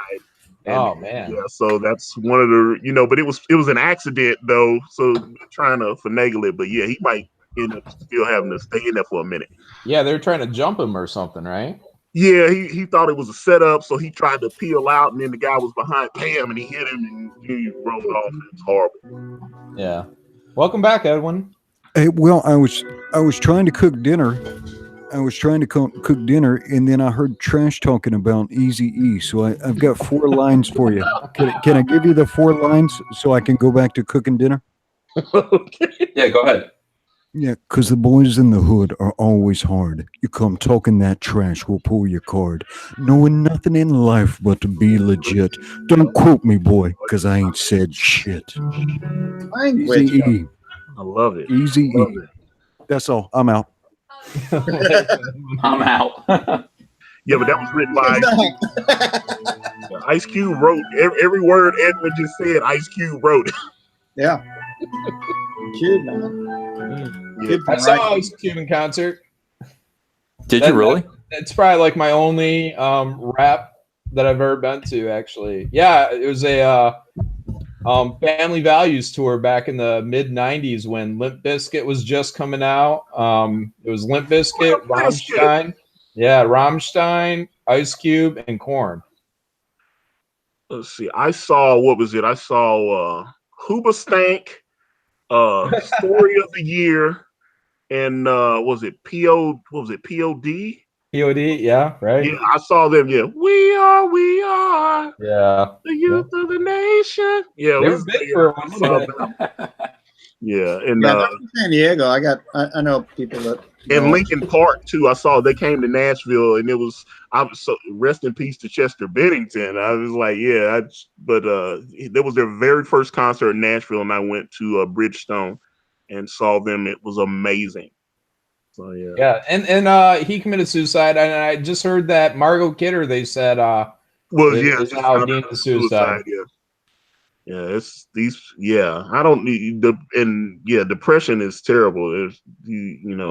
I don't know if anybody can reach out. Obviously, I just saw The Rock posted something. What was it? Jerry the King Lawler's son, he committed suicide the other week. Brian, he was Grandmaster Sexay on the WWE. He committed suicide. He was on 40. I think Chris Cornell might have. I'm not sure. Yeah, he did too. Yeah, he did. Yeah, and a lot of people over the last couple of years. That sucks. Yeah, man. Yeah, definitely. Yeah, and I love Soundgarden. Yeah, Chris Cornell. Yeah, definitely. I had a chance to see Nirvana in 1993, and I didn't go. Oh, and I still think about that all the time. It's like, oh my god, I was like, I should go see him, and I remember it going through my head. He's gonna kill himself soon. Like, you know what I mean? Or he's going to die. I just had this feeling. I was like, I should really go. And I was like, nah, I'm not going to go. It just drives me nuts when I think about that. Ethan's staring at the big poster on his wall of Kurt Cobain holding a gun to his head. And Ethan's like, I think this guy's going to kill himself. I can't remember that. I've been to a bunch of rap concerts. I've been to see, I saw Drake with, I saw Tech 9. That was sick. I saw Drake the other year with Future. I love that. That show was. I had horrible seats, but it was great. It was a great show. Future. I went to see I went to this big gigantic rap show with my son. We were in the second row, and everybody was there. Who's that fat guy who can't keep his stomach in his shirt? Who hosts the So You Think You Can Sing show or whatever that is? He's a producer. DJ Khalid. Oh, DJ. I've seen him. Yeah, and like Little Kim came out unexpected. It was pretty good. But I'll tell you something.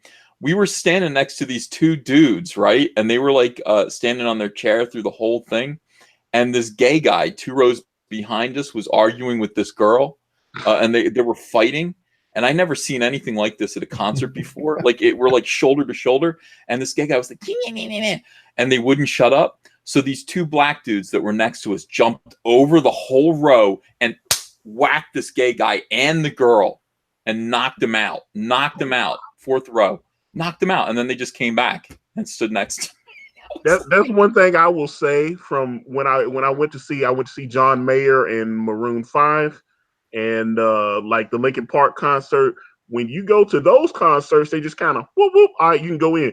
I went to see 50 Cent. And they damn near were pulling the gloves on and trying to get the anal cavity search on me when I went to see 50 Cent. It was crazy. The security is completely different when you go to. They didn't care, dude. These dudes just punched a girl out. They punched a girl out because she was making too much noise. She was arguing and causing a ruckus. And honestly, and everybody just kind of let them keep watching the show. They weren't dragged out. It was just part of the thing.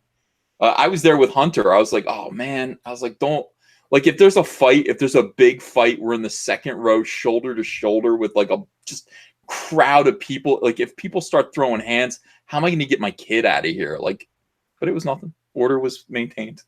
It was great. Big security up there at Bridgestone. I was like, yeah, good times. Oh yeah. I don't know. Why are we talking about rap? What's going on? I think it started with Eazy-E. Oh, knocking some boots. Rob Liefeld used to brag about having met Eazy-E. He said that he was good. Yeah. Oh yeah, they did that on the Image Comics little thing. I think the Robert Kirkman secret history of comics thing, and there's a picture of them or something. And he's like, "Yeah, man, I've got all these comics, and I want you to sign them for me, man." And Rob's Eazy-E was like, "That doesn't sound like easy to me." It was, but it was still funny. Rob's actually pretty nice.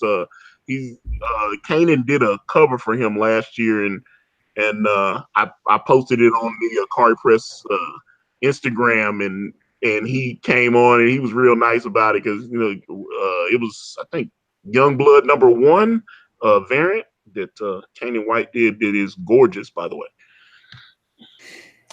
Psychotic Cognition, thanks for $5. Medicare, Ralph, and Keemstar on the live stream completely destroyed Mundane Matt. I watched that thing live. It was great. Blue Satoshi, thanks for $5 with YouTube demonetizing independent content. Please be sure to install ad block. Gojira5, thanks for $5. Mike and I used to blast Funky Cole Medina during our breaks at Olive Garden. Mike, you work at Olive Garden now? I get around restaurants that you work at. That's great. Red Lobster's next. Rhino 456.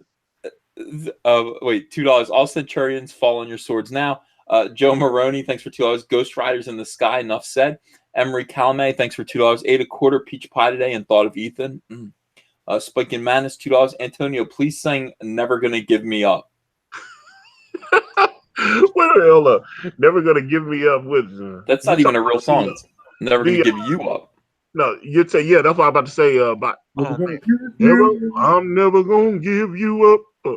Oh man, I don't know. Man, you put me on the spot. I'm never gonna run around. Oh, that's Rick Astley. I know that. Yeah. Make you cry, never gonna say goodbye, never gonna tell a lie and hurt you.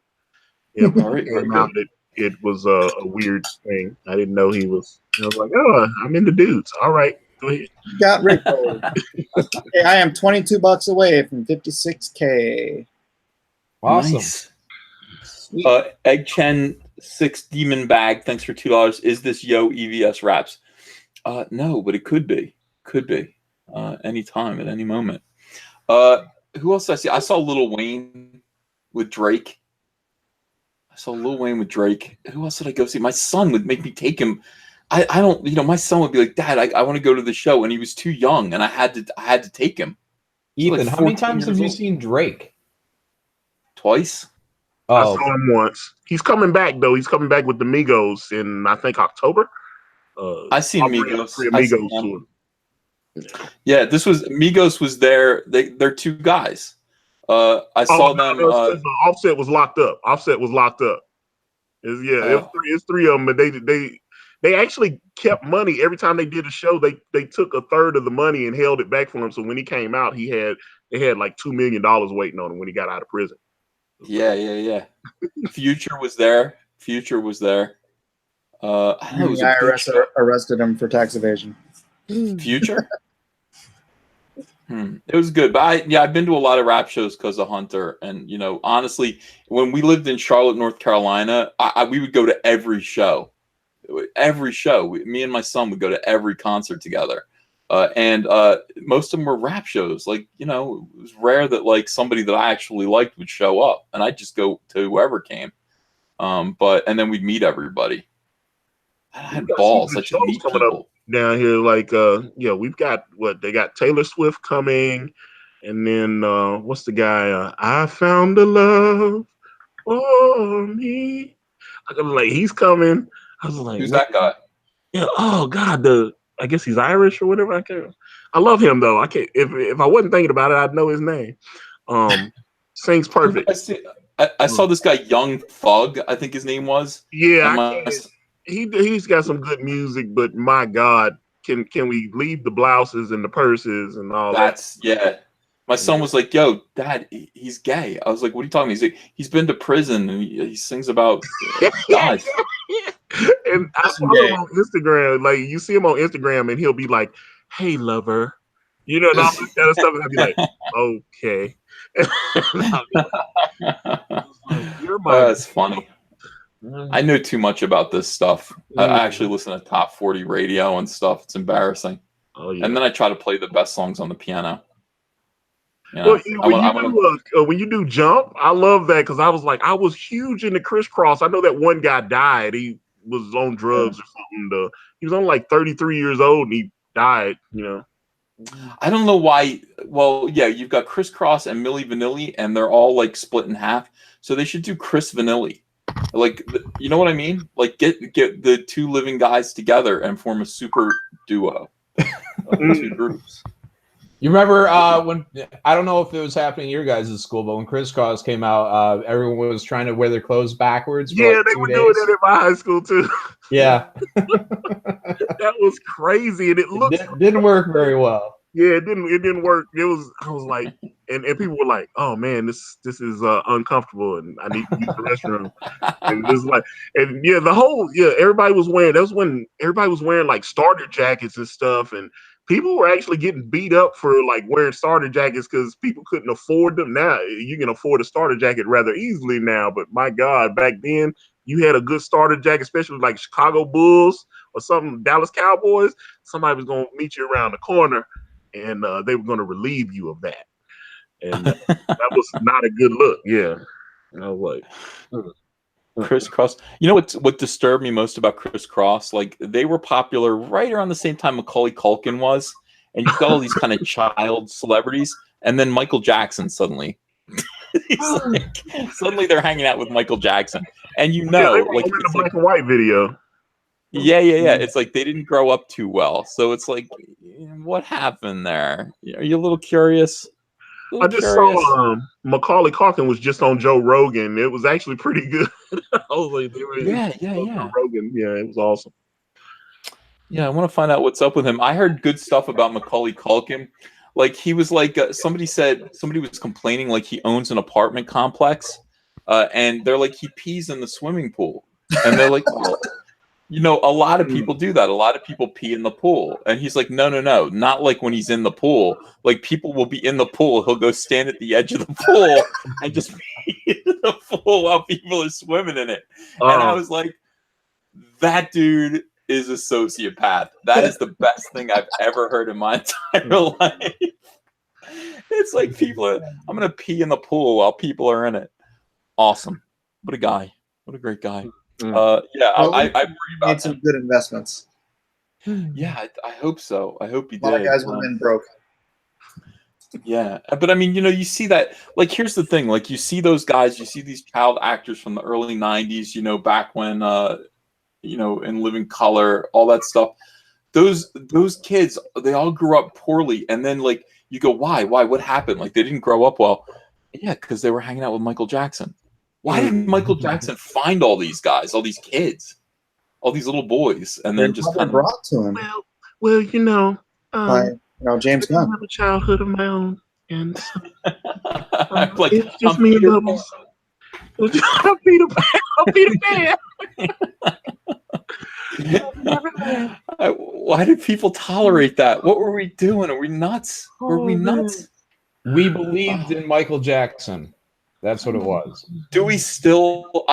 Here's like there was a thing where there was a. By the way, guys, if you're listening and you want to support Antonio Bryce and his book Brand, the link is in the description. It's his new Indiegogo. He just launched it tonight. We got to get him up and get him funded ASAP. So please do support Brand by Antonio Bryce. Also, Lone Star Heart of the Hero by Mike S. Miller. It's one more day of funding, and he's done. So why not go support him? Link is in the description below. Thank you guys very much for supporting Comicsgate. We appreciate you guys. But yeah, I mean, I just remember all through the 90s, like Michael Jackson's career kind of grinding to a halt. And I remember him having to do these embarrassing things like in 93, 94, where it's like the cops came, like he had to talk on camera. He's like, they took pictures of my penis and my buttocks. It was just like, do you remember that? It was the most embarrassing Michael Jackson thing was probably when he was dancing on the car hood. After they found him not guilty, he got out and they were releasing the doves and all that. And he's like, ew, ew. And he's like spinning around and dancing on the limo. That was weird. Man, he was freaking Willy Wonka or something. That guy was just so bizarre. His career was dead. Yeah, I need to see that Ray Fiennes movie where it was Liz and Michael that everybody got mad because Ray Fiennes is obviously a white guy and he was playing Michael Jackson, but I was like, he didn't look like a brother anymore. Weird, and they took it off the air and everything. But I was like, I saw the clips of that and I was like, I gotta check that out. I like Ray Fiennes anyway. I was like Shakespeare in Love, and I thought that would have been Joseph Fiennes. Yeah. Oh, Joseph. Oh, yeah. Joseph. Yeah, the young brother. I need to see that too. That sounds like a good movie. But like Michael Jackson just wanted to look like a male anime character. Apparently, you know what I mean? Like the nose. Yeah, the nose. Something. Yeah. The little tiny mouth and the. Yeah. Howard Stern interviewed Michael Jackson. They were trying to get him to do some kind of thing with him, and he met with them. And he was talking about that Michael had this like tape on his nose and everything. It had me crying, like the mascara's running all over the place. And it was just the way Howard described it. It was hilarious. But then obviously Michael pulled out and decided that he didn't want to let Howard do the interview. Oh my God, dude. I wish somebody would have interviewed him honestly. Did he ever do an honest guard down interview? I mean, didn't he do one on TV when he was sitting with some young kid, and then I think that young kid ended up being an accuser. Yeah. Oh, by the way, Mike, you hit 56,000, so congratulations. That's great. Yeah, I called that out a second ago. Oh, okay. So the chat's calling it out. Yeah, remember that? Like he's in bed with these kids, and they're talking about how he gave them Jesus juice. Like it's wine. not sexual. It's not sexual. You're being ignorant. Man, I tell you, I love Michael Jackson, man. I believe anything he said. And around, 92, 93, the black and white era, I mean, he was untouchable. He was. I would fight my brother if he said anything bad about Michael Jackson. I still got the CDs in my collection. I still got my original CDs for, what was it, History? And yeah. The little double. I remember... It's like at some point, like 2000, like in the 2000s, okay? Like Michael Jackson was over. It was over. And you kept seeing him like release. First of all, he kept going to award shows and giving himself awards. Like he kept hiring people to give him awards all the time. It was so transparent and sad, and you could tell the people were irritated at having to give him awards. And then he would perform with NSYNC, and they'd be irritated to perform with him.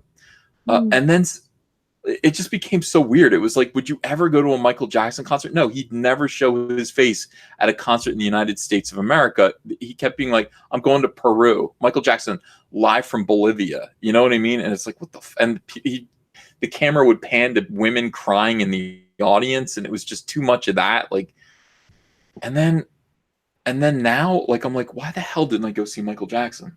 Yeah, before he died, he was about to sign it was going to be like a little 2-year contract deal at one of these Vegas casino things. And he was, yeah. Have you seen the conspiracy that he didn't actually die? Oh no, Tupac's still alive. Everybody's still alive. Oh, Tupac's hella alive, man. He made more albums after he died than he was when he was alive. Anyways, Michael Jackson, you watch the footage. The ambulance that went in to get him is not the same ambulance that came out. Yeah, it's kind of weird. So what did he eat the other ambulance? Like where did it go? Why would that prove anything? It went into the basement. I don't know. I brought David Copperfield in, and I made him disappear the ambulance, and that's what I did. I know. Like I wish Elvis was alive though. You know, Elvis wouldn't be that old right now. He'd be in his 70s, right? What? Like he wouldn't be that old. Yeah, you don't think about it, but Elvis died like when he was my age, and it's just like, man, Elvis could still be around right now. Be in Branson with Tom Jones somewhere doing 5 shows a week. Oh hell yeah! Like he'd come out like 1935. That's his birth. That's when he was born, so he'd be 65 plus. Well, maybe he'd be in his 80s. Yeah, my mom was born in 37. She was 78 when she died. So. Yeah, but he could have still been around. Yeah, he totally could have been around still. 80s, yeah.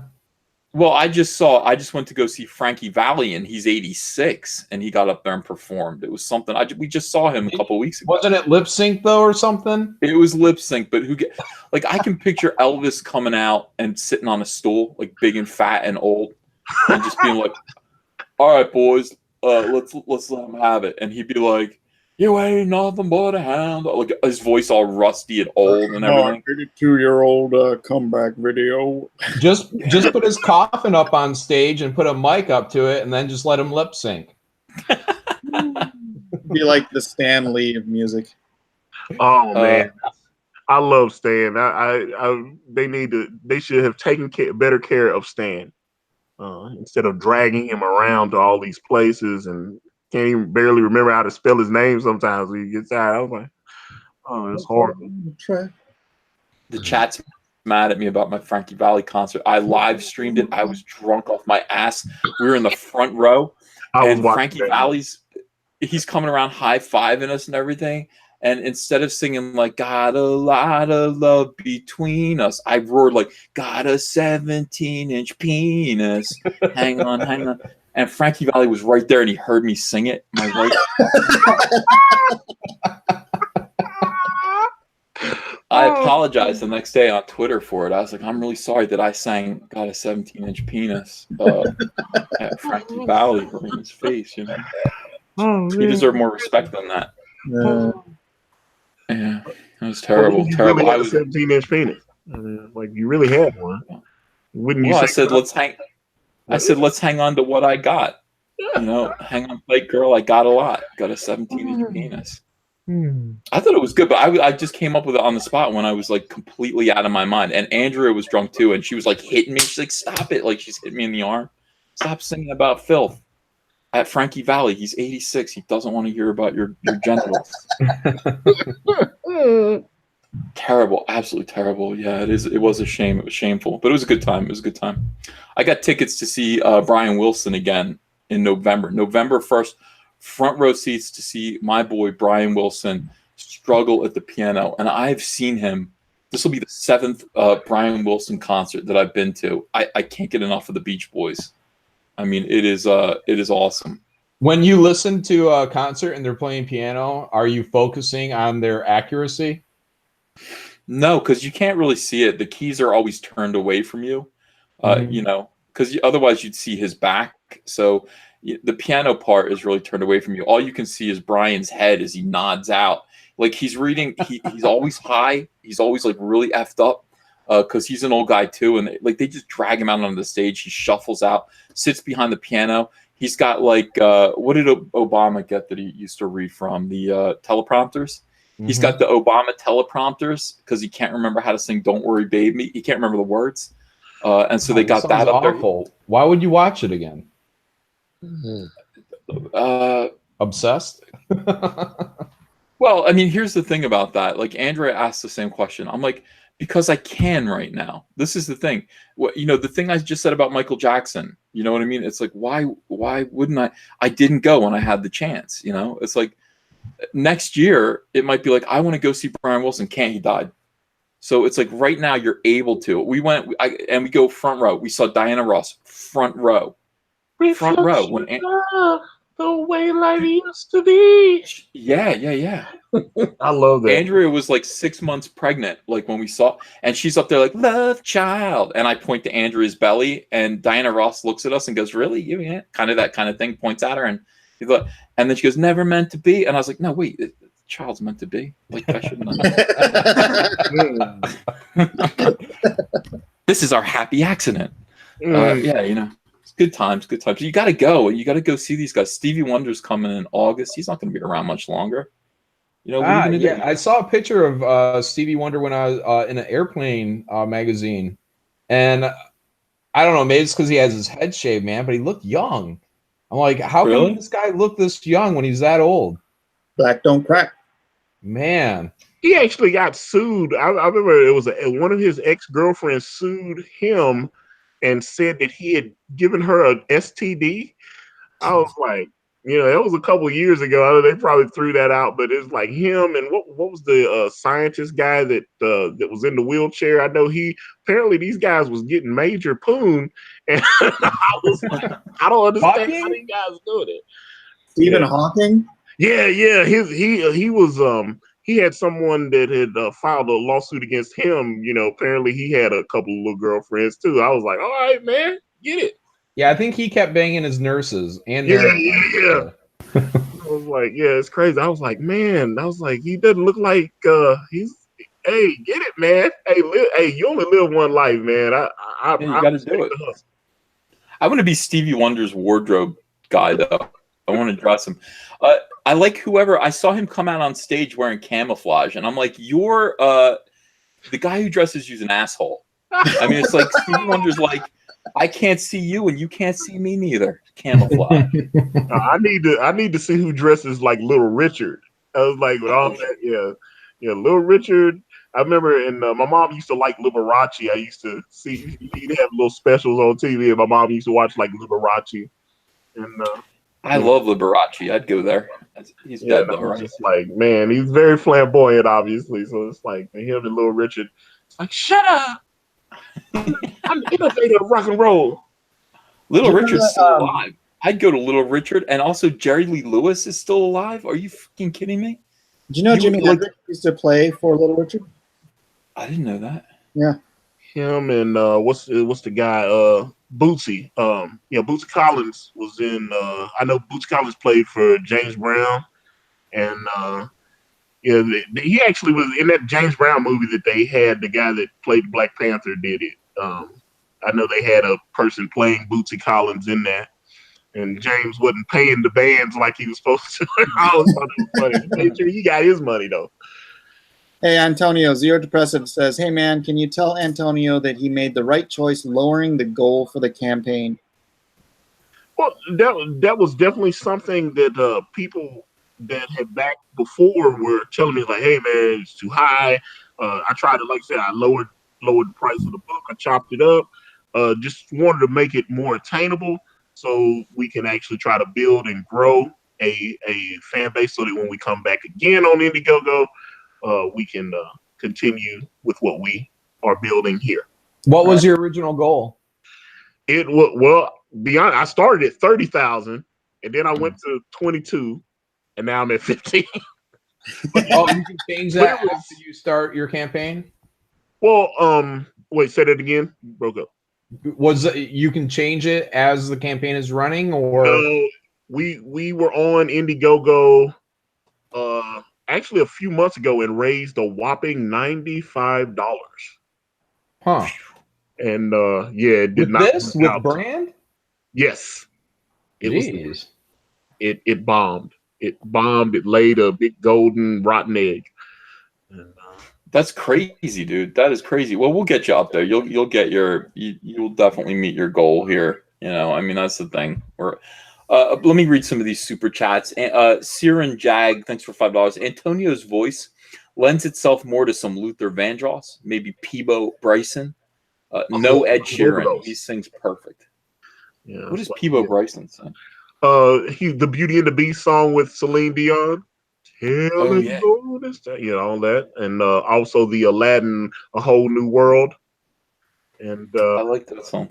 yeah. So yeah, Peebo's a legend. I was like, I love Peebo because like my mom used to listen to all that stuff. You know, it was like, if ever you're in my arms again. Yeah. Yeah, it's like I love Peebo. I love Peebo. Legend. You know, if you guys want to listen to some music, Lone Star Heart of the Hero has its own theme song now. No, please. Lone Star. Blue Satoshi, thanks for $5. Michael Jackson did nothing wrong. Rageaholics got a video on that. Well, I don't know if he did anything wrong or not, but it seems like it, you know. Mike, are you mad at me again? Every time I look at your face, you're mad. After I say something controversial, I look at you and your face is like, I'm gonna kill you when I see you. That's just my face, man. Oh, all right. Joe Marone, thanks for $5. Rhaegar Targaryen for $4.99. Rhaegar Targaryen. Rhaegar Targaryen, Yeah. right? Okay. $4.99. Thank you. Lone Star Squadron Backert number 1232 and Brand number 69. I am loving the art. I'm loving the art for both of these comics, and the synopsis for both are intriguing. We are Comicsgate. Yeah, we are. Jesus A. Sabalas Jr., thanks for $2. Did you see Frankie Valli? He's going to be at Radio City. You should go. I mean, I've seen him. I've seen it once is enough for me, honestly, because he's lip syncing. But I'm glad I saw him. I got to shake his hand when I was drunk and piss him off. But yeah, it's a good show. Frankie Valli has a million songs, and I got his autograph too, so that's a good thing. Jared, thanks for $5. Juggalos love creativity and welcomed fans over politics. Tyler Preston, $5. Hey Ethan, I'm excited for your book to come out. P.S. Renfamous is a miserable C blank blank T. You want to comment on that, Mike? Do you have anything to add to that? I'm sorry, I was reading the chat. What is it? Never mind. Gojirify, thanks for $2. Ladies loved Hawking's voice, drove crazy. Sierra Whiskey, $1.99. EVS has more X's in his t-shirt than Mike has kids. How many kids do you have, Mike? 5. 4. 5? 5. Some is 6XL? At minimum. Christopher Burkill, thanks for $14.99. I had the opportunity. It could be more than that. I had the opportunity to see David Bowie back in 2004, and I decided not to because I didn't feel like I was familiar enough. I became a huge fan since then, but that was the last time he ever toured. See, that just kills me. Yeah, Bowie would have been a good one. Put on your red shoes and dance with me. Dance the blues. Put on your red shoes and dance the blues. I had a similar thing with Prince because when I was dating Andrea before we got married, I lived in North Carolina. She lived in New Jersey. So I had to drive back and forth from Charlotte to New Jersey. And I must have made the trip 15 times while we were dating. And it was fun. I actually kind of liked it. But I was going home one time, and on the way home, I was going to drive through Washington, D.C., and Prince was playing. Prince was playing in Washington, D.C., and the tickets were $200 for a front row ticket to this thing. Oh, wow. And I went, if I go, I'm not going to get home until 4 a.m. If I go see this concert, I better just skip it. That's enough. I still think about that in Nirvana. You got to go. You got to go to these shows when you can. You got to do it. I had a chance to see Prince. Yeah, you can listen to Pussy Control. Yeah. Yeah, he was almost there. He was at the Ryman, and I almost went. And but I did get to go see Dave Chappelle at the Ryman, and that was fantastic. We just went from Prince to Dave Chappelle. Yes, well, they were at the same place. They're connected. I love Dave. I'd go see Dave Chappelle. Yeah, does he still perform? Oh You yeah, play basketball. his Netflix special was the new one was hilarious. It was like I think when I lived in Brea, there was an improv there, and a buddy of mine walked out to the downtown. And when you approach the downtown, you see the back of the improv, and there was a Comedy Central bus, and it was when Dave Chappelle was like at his height. He was hanging out back, smoking a cigarette, and he got his picture taken with him at the height of the Dave Chappelle show. So I hate him forever. I'm rich, bitch.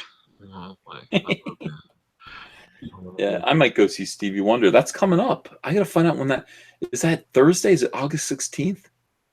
I might go to that. I might take Andrea out to see Stevie Wonder. She's the one that likes him. I don't even like him. I don't like his music sucks.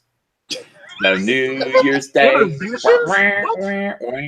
Horrible. Innovations is genius. I just called. No. What's a good Stevie Wonder song? Because those aren't it.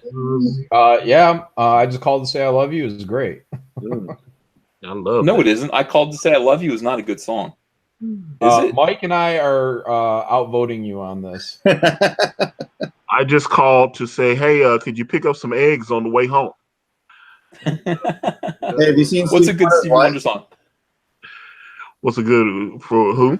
Let me look at his set list. Let's see what he's going to be playing, and then I'll tell you if it's a good show. Well, you guys tell me if it's a good show or not. Okay. Higher Ground. You got to throw Higher Ground in there. Yeah. You're right about that, but that's just because of Red Hot Chili Peppers. Yeah. I gotta say they rock that song. Stevie Wonder's set list. Yeah, Red Hot Chili Peppers would probably be a good show. Oh yeah. I saw them with Gnarls Barkley. It was incredible.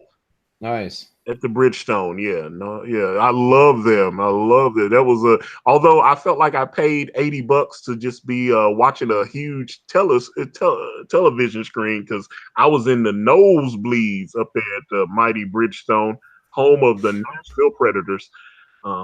Yes, thank you. All right, you tell me if this is good, guys. He's got 19 songs. I'm gonna read you the show, and you tell me if this is worth going to, because this is the show he's gonna be playing. Okay. As If You Read My Mind is his opening song. I don't know that song. I don't know that. Spiritual Walkers, don't know it. And then he goes into Higher Ground. Then he does Don't You Worry About a Thing. Don't know that song. All I Do. How's it go? Don't you worry about a thing. Yeah. Really? Yeah. That sounds good. All I Do. It's great. Never Can Say Goodbye, the Jackson 5. He's going to cover that. Oh. Okay. Yeah. If You Really Love Me. How's that go? Oh, I have an album with like 25 Stevie Wonder songs on it. I was like, because oh man, I know that song. If You Really Love Me. The Master Blast. Yes. Jamming. I don't want to. There's a lot of rappers that have sampled that. It's got this like kind of funky reggae thing, and like boom, boom, which it's like it's got the nice like.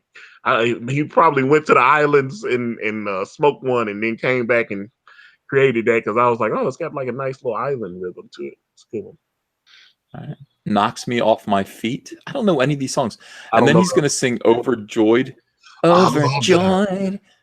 Sir Duke, I don't know. Would believe you too might be overjoyed. Yeah. All right. Sir Duke. What is Sir Duke? You can feel it all over. Oh yeah. Yeah, that's a great song. All right. You're selling me on this. And then a song called I Wish. Oh man, okay. You know it or no? I know that song, but it's like, oh, man. It's not coming to mind. But I guarantee, I bet that's a classic, and I just don't know it because he putting out albums when he's 15 years old. All right. Somebody in the chat goes, Ethan, why so much hate?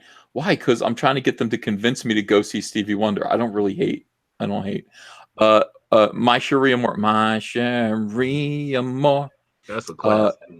Everybody knows that one. And then You Are the Sunshine of My Life. That's why you'll always be around. Yeah. And then it's I Just Called to Say I Love You. No, I'm sorry. That's no New Year's Day. I don't like that. Check that out. And then I know when they did the Woman in Gene Wilder, the Woman in Red soundtrack, and he had a couple of songs on there. And I remember Stevie was on fire right then. It was We Are the World that came out. All this stuff was out there. So. Yeah. Oh, I wish he was doing We Are the World. I would go see it if you would sing We Are the World. There comes the time. Play that on the piano. Let's go. Let's go sing We Are the World. Let me see. When you heed a certain call. When you heed a certain call. And the world must come together as one. There are people dying. Oh, it's time to live ahead. The greatest gift of all. We can go on. Pretending day by day. Just one somewhere we'll make a change. Part of God's great big family, and the truth, you know, love is all we need. We are the world, we are the children, we are the ones who make a brighter day. So let's start giving. There's a choice we're making. We're singing our love. It's true. Make a better day. That was great. Good job. That was awesome. All right, let's see. So Comicsgate concert with yeah. So if they did that, I would go. All right. So wait. So he sings a song called "Go Home." I don't know that one. Signed, Sealed, Delivered, I'm Yours. Okay, the last three songs are great. Signed, Sealed, Delivered, I'm Yours. Superstition, and then Part-Time Lover is his closer. Yeah. Okay. All right, let me see when this concert is. I got to get permission first though before I buy tickets, but because Andrew will be like, we don't have a babysitter. But still, I mean, it's like need a babysitter. Well, that's a row. What's going on? What's going on? I hear stuff in the background. Right, Stevie Wonder. Who wasn't enjoying that? So like, my stop. Someone in the chat said Ethan's doing this because he knows we can't refund cyber fraud. It's all done. It's all done. I got your money. Ha ha ha. Now I can sing whatever I want. Stevie Wonder's coming August 25th, which is Saturday at the Borgata. That means I can play blackjack and lose another $700. Or I'm not, Or Sunday, August 26th. There are only 4 tickets left to go see him on the 20th. So obviously we're going on the 25th. Let's see what's available. 2 tickets. Let me see if I can get my girl up front. Row 15. Are you kidding me? Over here. Golden Circle, row 15. Golden Circle, row 10. That doesn't sound good. We're always in the front. We don't want to go to see row 15, floor 300. I can't go to this. You don't want to sit amongst people. The thing about sitting up front is that you have all the front room in front of you, and nobody can push you around and stuff. All right, let me just check and see. It's like it's with all those people compacted together, like especially a little arena like Bridgestone that only holds like 15,000, 16,000 people. Everybody's like packed together. It gets hot as hell in there, boy. Everybody. I hate that, dude. People smell like corn chips. I got to get away from them. You know what I'm talking about? Just funk and people smell like corn. Funk. I know we want the funk, but we don't want the funk. We don't want the funk, and we don't want people touching us because that's the worst thing of all, Antonio, is when people are touching you and you can't get your body off of them. You can't get your body like in an airplane seat. And I told my subscribers about this. I was like, I'm in an airplane seat, and look, I'm a heavy guy. You know, I'm not. But I mean, I still fit in the seat. So there's a woman sitting next to me, and I'm telling you, she's 500 pounds, and that's okay. I'm not shaming. Jesus. I'm not shaming. But what I'm saying is this: she's spilling over her seat into mine. Okay, which is okay. That's okay. But I can't stop touching her. Like my leg, my knee, my thigh area is pressed up against her thigh area, and she smells like cheddar cheese. And I can't stop. There's no room. There's no place for me to put my leg where I am not somehow. And then like I feel her belly touching the side of my hip. Okay, so picture that. Picture that you're in your seat. The belly, her belly on the side is touching your hip, and it's warm and it's a little wet, and you've got a 2-hour flight.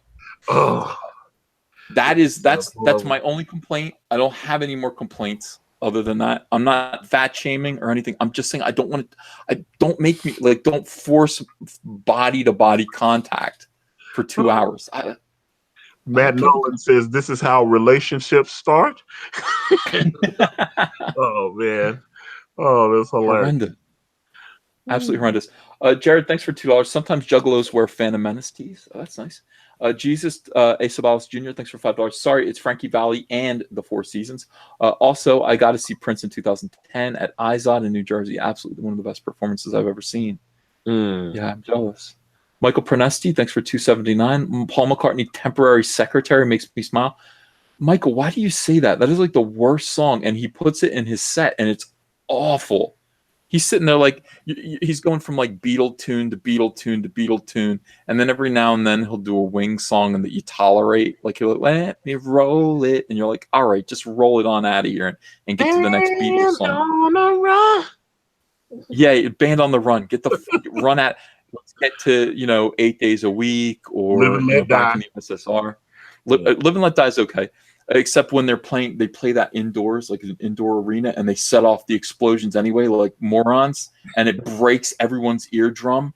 Like literally, my skull shattered. Like when you set off fireworks with an arena that has a closed top, it makes a loud noise that you just watch the whole arena go and hold their heads at once. But anyway, yeah. So and then he'll play Temporary Secretary, and you're like, why did you put this in here just to annoy me? Like I took it personally. So I don't know what you mean, Michael Pernesti. You'll have to expound on that. William Reed, thanks for $5. Going to see ZZ Top Monday night. Ooh, I go see that. Yeah, they've been rocking for 50 years, and I'm not going to get another chance like this again. Yeah. You got to think that way. And people say, hey, you like these old people. I go see young people too. I went to see Taylor Swift. I seen Taylor Swift and her French fry ass. In person, when you see Taylor Swift in person, she looks like one of the she's a French fry. She got no ass at all. She is a skinny little thing up there, and you can't tell. My buddy saw her. Yeah, they were driving in downtown Nashville, and she pulled up, and he looked over, and she was driving she had like a little wagon next to him, and he was like, "Whoa, it's Taylor Swift." That's fucking Taylor Swift. That's a big star. She's a big star. They're saying Taylor Swift is a man baby. F Taylor Swift, her music is shit. Well, I don't know if it's shit. I wouldn't say it's shit. It's good. In Taylor's defense, she's got a blank space, baby, and she'll write your name. Okay, remember that. Yeah, that's when I went to see her. I went to see One Direction because I took Andrea's daughter to see One Direction. My stepdaughter. She's now my stepdaughter. But I took her to see One Direction, and so like I said, I'll go to any concert. I just like to have. To be honest with you, I just want to drink beer. We've got that other boy band coming here that's hot right now. 5 Seconds of Summer. Everybody, they're giving the tickets away on the radio around here. People are going crazy for those guys. No, they're good. I seen them too. I seen 5 Seconds of Summer twice. My daughter just went, ugh. 5 Seconds of Summer. Yeah, they are blowing the radio station. Every time they give those tickets away here, everybody goes crazy, man. And I was like, yeah. They're like, you look so perfect standing there in my American Apparel underwear. Great song. That's a great song. How could the chat's like? I never heard of them. You don't listen to the radio. I mean, You can't just, everyone thinks that like their music, their era of music is the best. It's just the music that was on the radio in high school. It's still the same. You can listen to music now. Nathan Z says old man music discussion trademark. No, this is young man. Young man. Everyone's up to win. Should I go see Stevie Wonder though, for real? Even if I can't sit in the front row?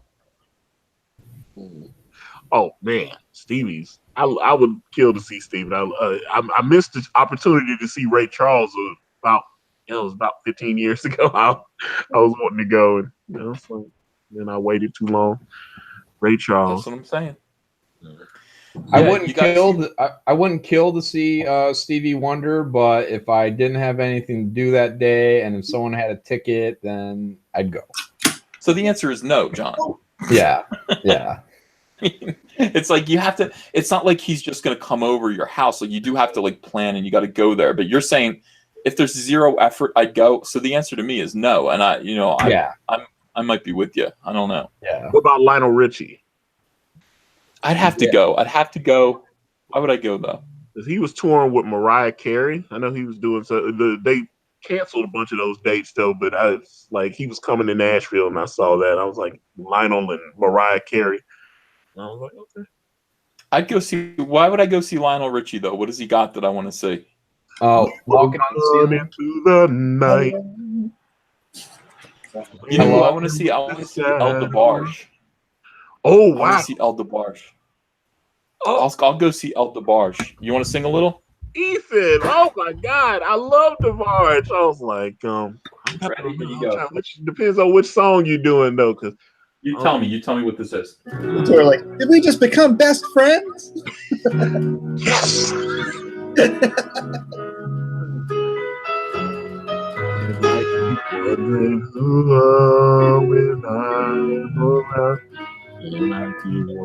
When magic can be found. What are you singing? That was my song. I keep wondering who's loving Dawn. Yeah. Okay. That was like Who's holding Dawn? you gonna go to the beat of the rhythm of the night, dancing to the I don't know that song. Oh my. What about the Jets? Did you ever listen to the Jets? The Jets? Yes. I got a crush on. Yeah, they're Mormon. Did you know that? Yeah. Big Mormon family. You got it all over him, honey, it's true. There's just you. You must have been heaven sent, hearing me call you went out on a limb. Man, they were popular for a minute. I haven't heard about them since the late '80s. Man, they had a bunch of songs. Like they had a bunch of hits though. Yeah, it must have went past me.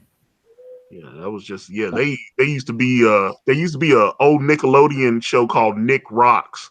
It was before TRL, and they used to play like all the songs that were popular with like kids that were like 10 and 14 years old and stuff. You'd see like nothing's gonna change my love for you. Oh my God, dude, that's all we do around the house. Me and Andrea bust out those old songs. Kids Incorporated. Oh man, yeah. What was the one girl? I think her name was Matika or Matia or something like that. Step by step, heart to heart, left, right, left, we'll fall down like boy soldiers. Yeah. Oh, there you go. That's my jam.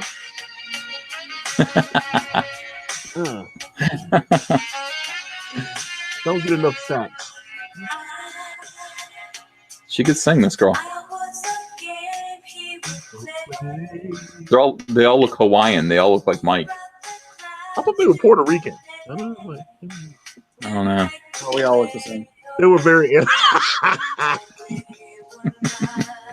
right, seriously though, would you go see Bobby Brown? No. He's on tour with some of the New Edition guys right now. It's like Bobby Brown is? Yeah, he's doing some dates with I think it's only 5 of the 6 though. I don't think Ralph Tresvant is with them, but it's the Belle Biv DeVoe guys, Johnny Gill, and him.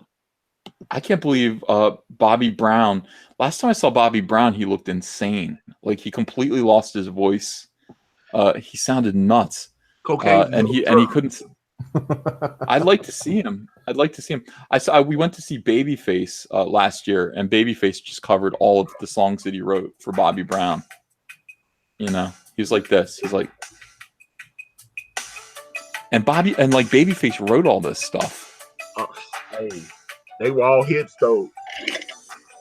Babyface writes nothing but hits.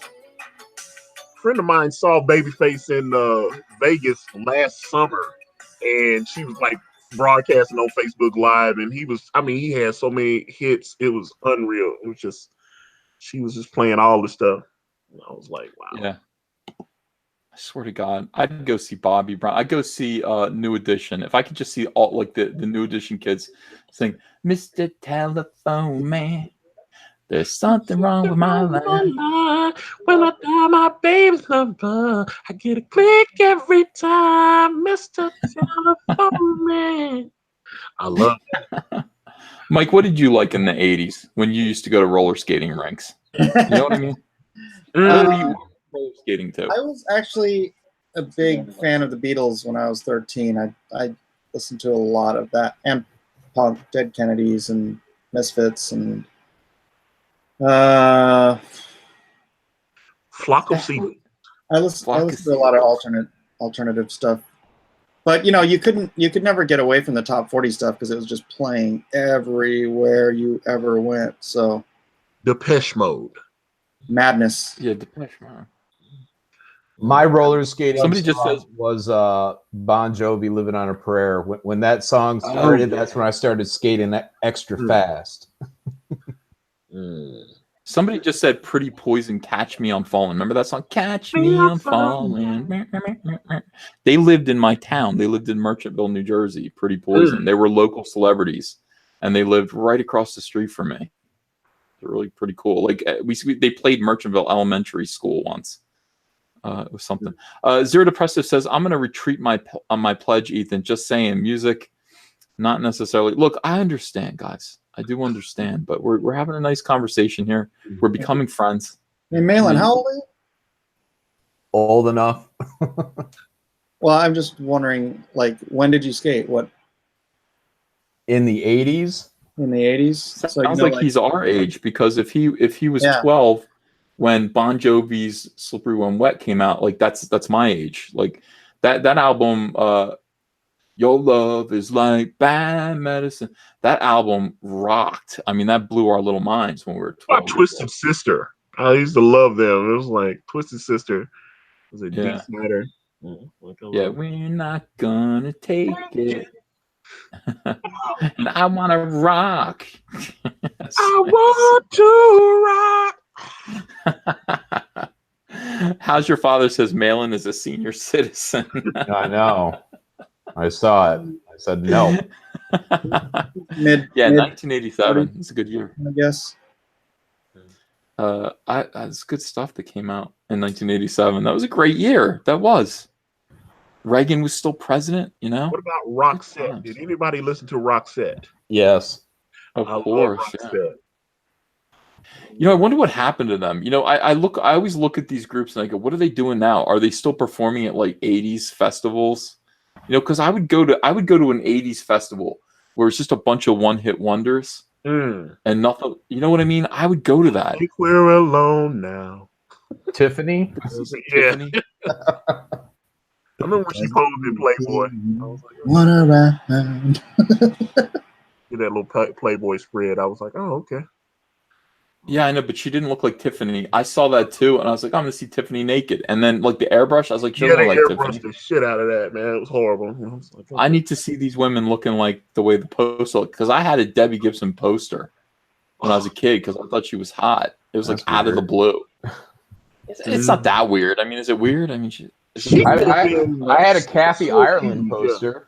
Yeah, Debbie Gibson should have been way, way bigger because she seemed like she just walked away after a while.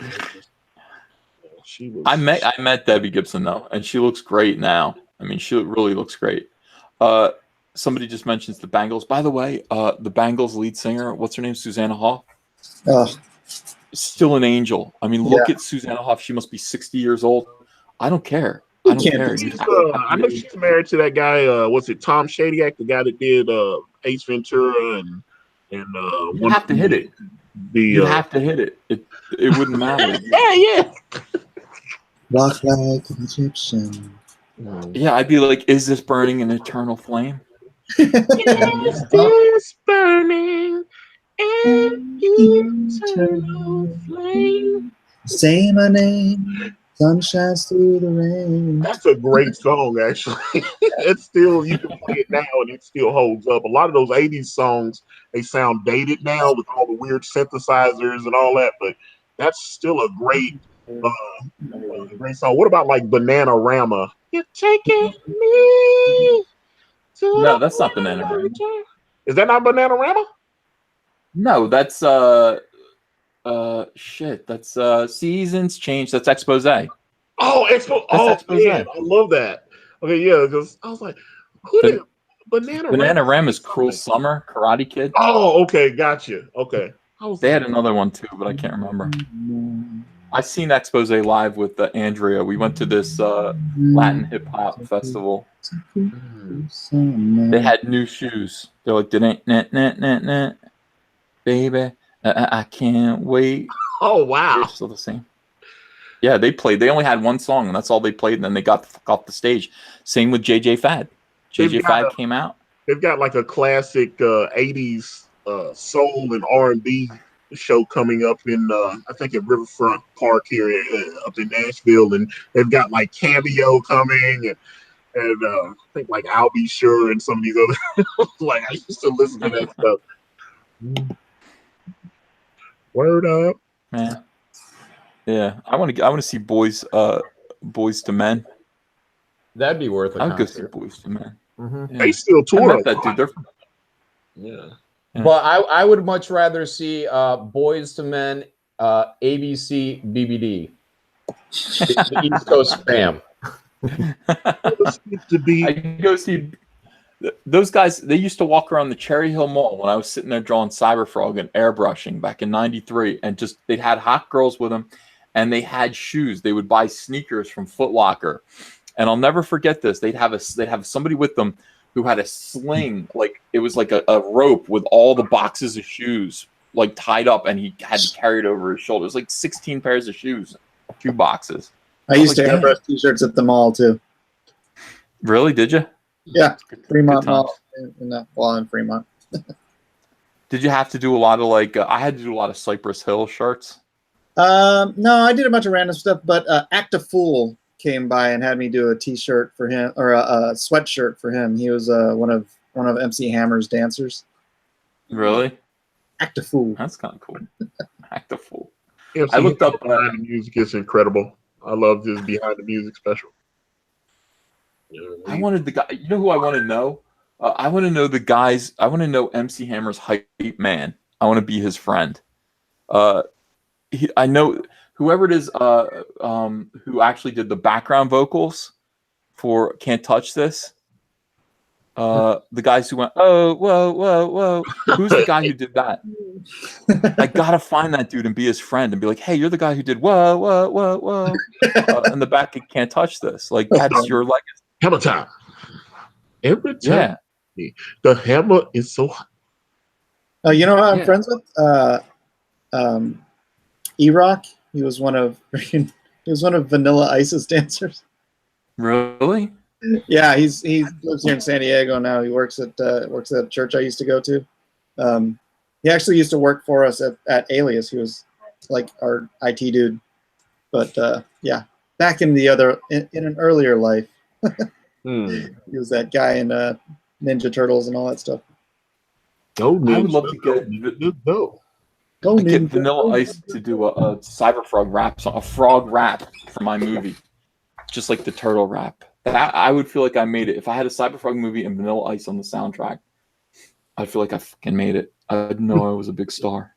God, that's all I want. Now, is it true that the new Battletoads video game has a code where you can unlock Cyberfrog in it? Is that true? Probably. I wouldn't be surprised. I wouldn't be surprised. Let me see. I'm shocked by them bringing back Battletoads at this particular juncture. Shocked. By the way, the guy who did the background vocals for MC Hammer, he would have also done the part that went oh in the background. Picture the song. Like, who is that guy that did that? Who? I'm gonna find out right now. I'm gonna be his friend. Unless he's dead. Do you think he's dead? I would hope not, but I don't know. Yeah, I don't want him to be dead. MC What Hammer's if he's the same guy that did the Milli Vanilli vocals? That'd Oh be my god! perfect.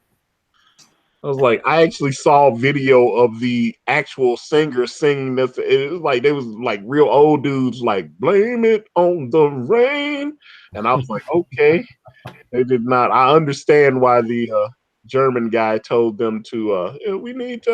We need better looking people to perform. So, it's crazy. They were ahead of their time.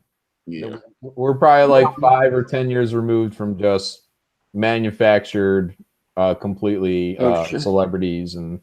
oh yeah, definitely. I found him. This guy's name is Too Big MC. All right, let's look him up. Too Big with 2 G's. Too Big MC. Let me find him on Twitter. Oh I'm man! gonna be his friend. God damn it! Oh man! People. I want to be your friend, Too Big. Hey, Too Big MC. I'm gonna get him on the show. I'm gonna get him on the show if I can. I don't You know if probably have really good stories.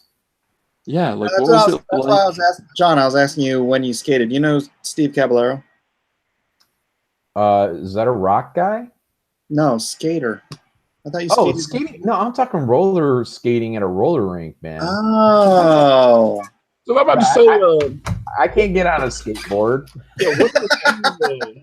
wasn't Steve Caballero in Lords of Dog? Oh yeah, he's one of the Dogtown guys, right? Yeah. No, he wasn't a Dogtown guy. He wasn't. Oh, really? Bones Brigade. I've heard that name. That's why I was like Tony Hawk and all those guys. Yeah, he was in the Bones Brigade. That was Tony Hawk, Steve Caballero, Lance Mountain, Tommy Guerrero. What about I'm my friends? I'm with him? gonna have Steve on my show at some time. He's an old friend of mine. Oh, that's cool. This is very exciting. I just saw there was someone on YouTube did an interview with Tony Hawk, and he was talking about when he got one of his first royalty checks from Tony Hawk Pro Skater, and they gave him a $4 million royalty check from. That's a lot of video games. I was like, my God, I could only imagine. Yeah, that is. I can only imagine. All right, let's look at Too Big MC. Surrounded by your glory. I love it. Mercy me, yeah. All right, so here's what we know about Too Big MC. Can you guys see this? Oh Yep. yeah. All right, he looks cool. He's got glasses like Cyclops. His name's Kevin Wilson. He says he's the king of the hype.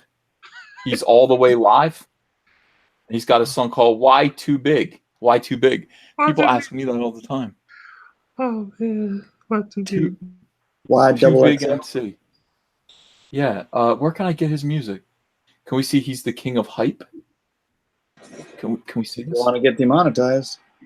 I don't care. It's worth it. Let me see this guy here. They're cheering for him. Sold out. No volume? Look at him. I'm gonna have to go watch these videos now. I feel like I've seen that. This is MC Hammer's hype man. He's the guy who went, oh, oh, oh, and he had his solo act, I guess. This is unreal. So he's the Sheena Easton to MC Hammer's Prince. Lisa. Yeah, exactly. It's like, oh man. Yeah, where'd you get that from?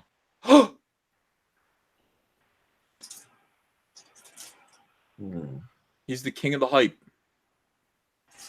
Did you see that? He must have had a falling out with MC Hammer. He pushed that dude away. MC Hammer ran out of money. He had to go out on his own. Yeah. Oh, she's shaking that boot. Remember when MC Hammer bought that $10 million mansion? Everyone was like, "Oh my gosh, $10 million for a mansion!" Now it's like $10 million is like standard mansion price in San Diego. Or Yeah, it's not that much. yeah, It's not that much. Well, this guy's the king of the hype. Okay. Could you guys hear that or no? You couldn't hear the music? no.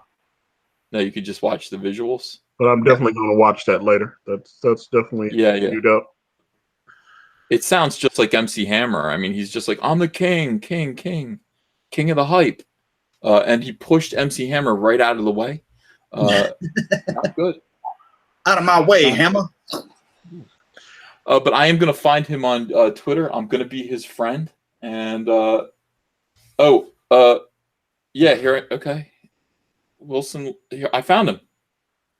He's at Wilso Lance, Too Big MC, following him. How's he doing? He's got 40 followers, 43 followers, and he's following 40 people. And it looks like he just spends his time on Twitter saying hi to people who don't say hi back to him. Wow. That's not nice. That's not nice. Nathan Z says Ethan used to be the fat chick in Wilson Phillips. That's not true.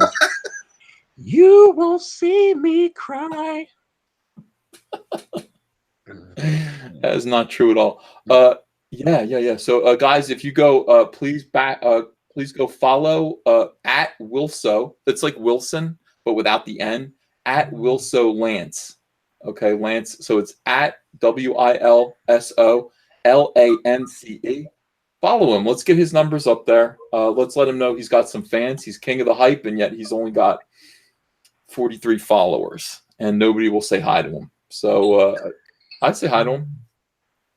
I would say hi to him. Okay. So yeah, and you can send him messages too if you want. You can get messages about like hi, Wilson and if you can. _ Lance.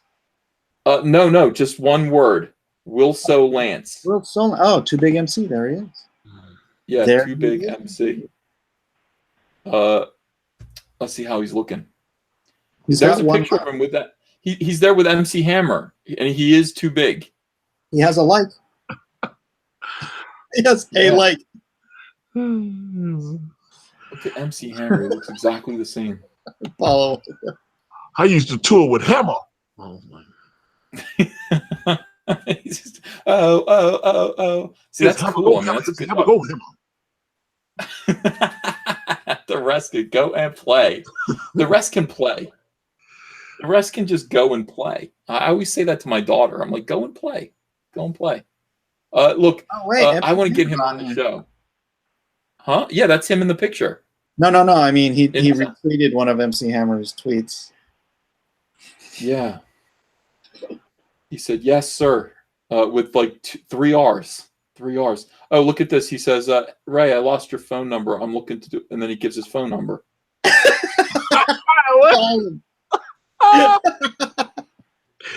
you can tell, you don't have social media when you just give your personal information.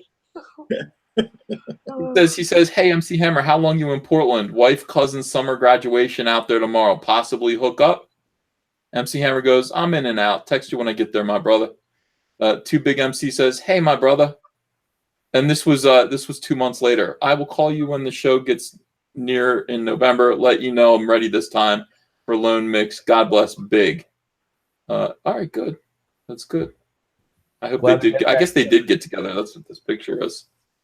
I'm not going to call him. I'm not going to. Well, maybe I will, honestly. Maybe I will call him and see if I can get him on the show. Put his phone number on there. That's so funny. I would like to get him to perform his song, or just his part of the song.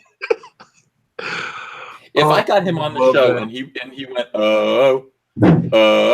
I would get 50,000 people in the live chat to hear him say These guys are saying call him right now. They know that I will. They know that I do make prank phone calls on the show. I have done it in the past. I'm not calling them right now. It's too late. It's too late. It's probably like 11 o'clock his time. Did you last check? Yeah. All right, guys. So it's 2 a.m. in the morning. It's 2 a.m. in the morning. I'm gonna say goodnight to all of you. This was a wonderful chat. It must have lasted 5 hours, and it got fun and weird.